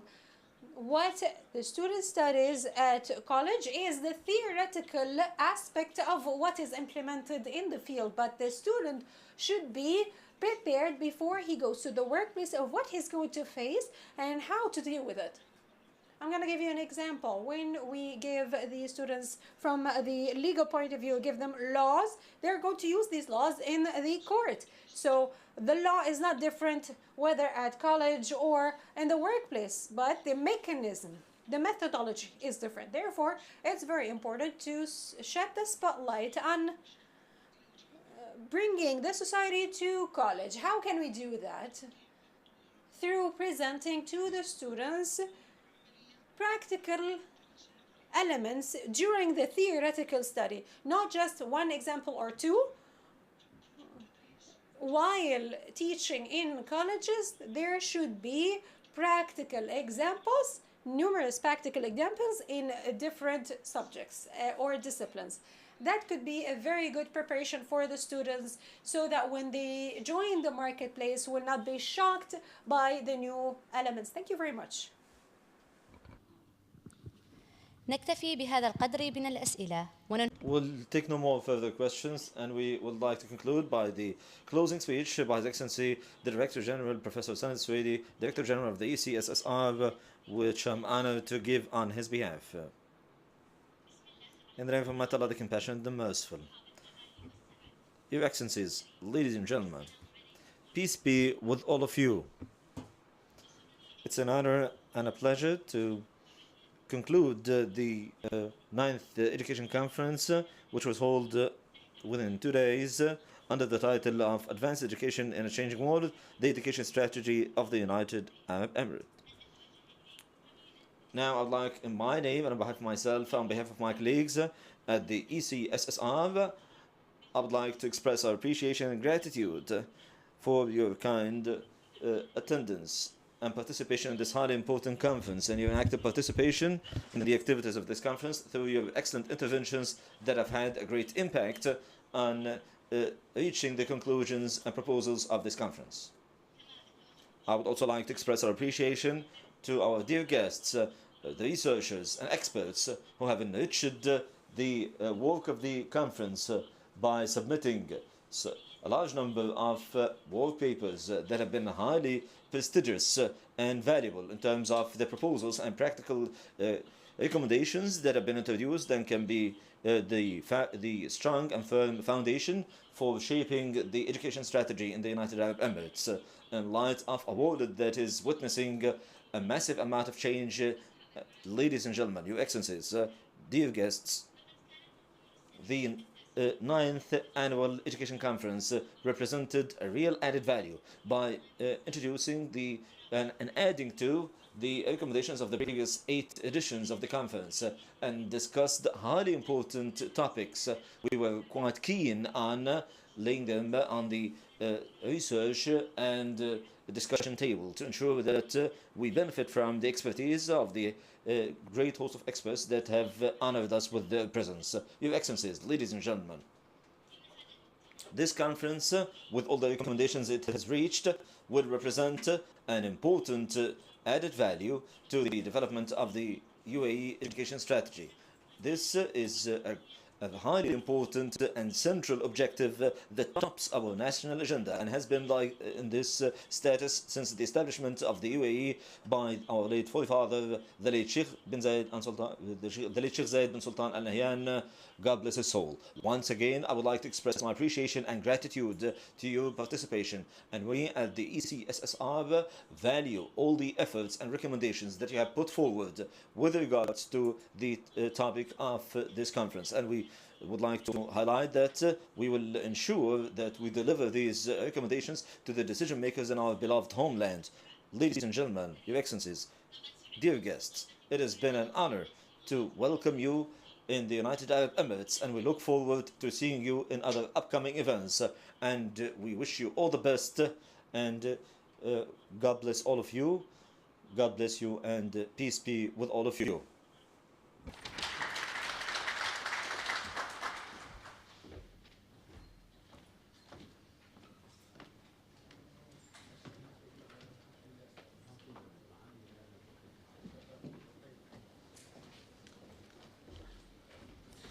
في ختام المؤتمر السنوي التاسع. In conclusion of the 9th edition of the annual education conference, and I would like to thank His Excellency Dr. Professor Jamal Suwaidi, the Director General of the ECSSR. Would like to express appreciation also to the participants and to all of you, our dear guests, and peace be with all of you.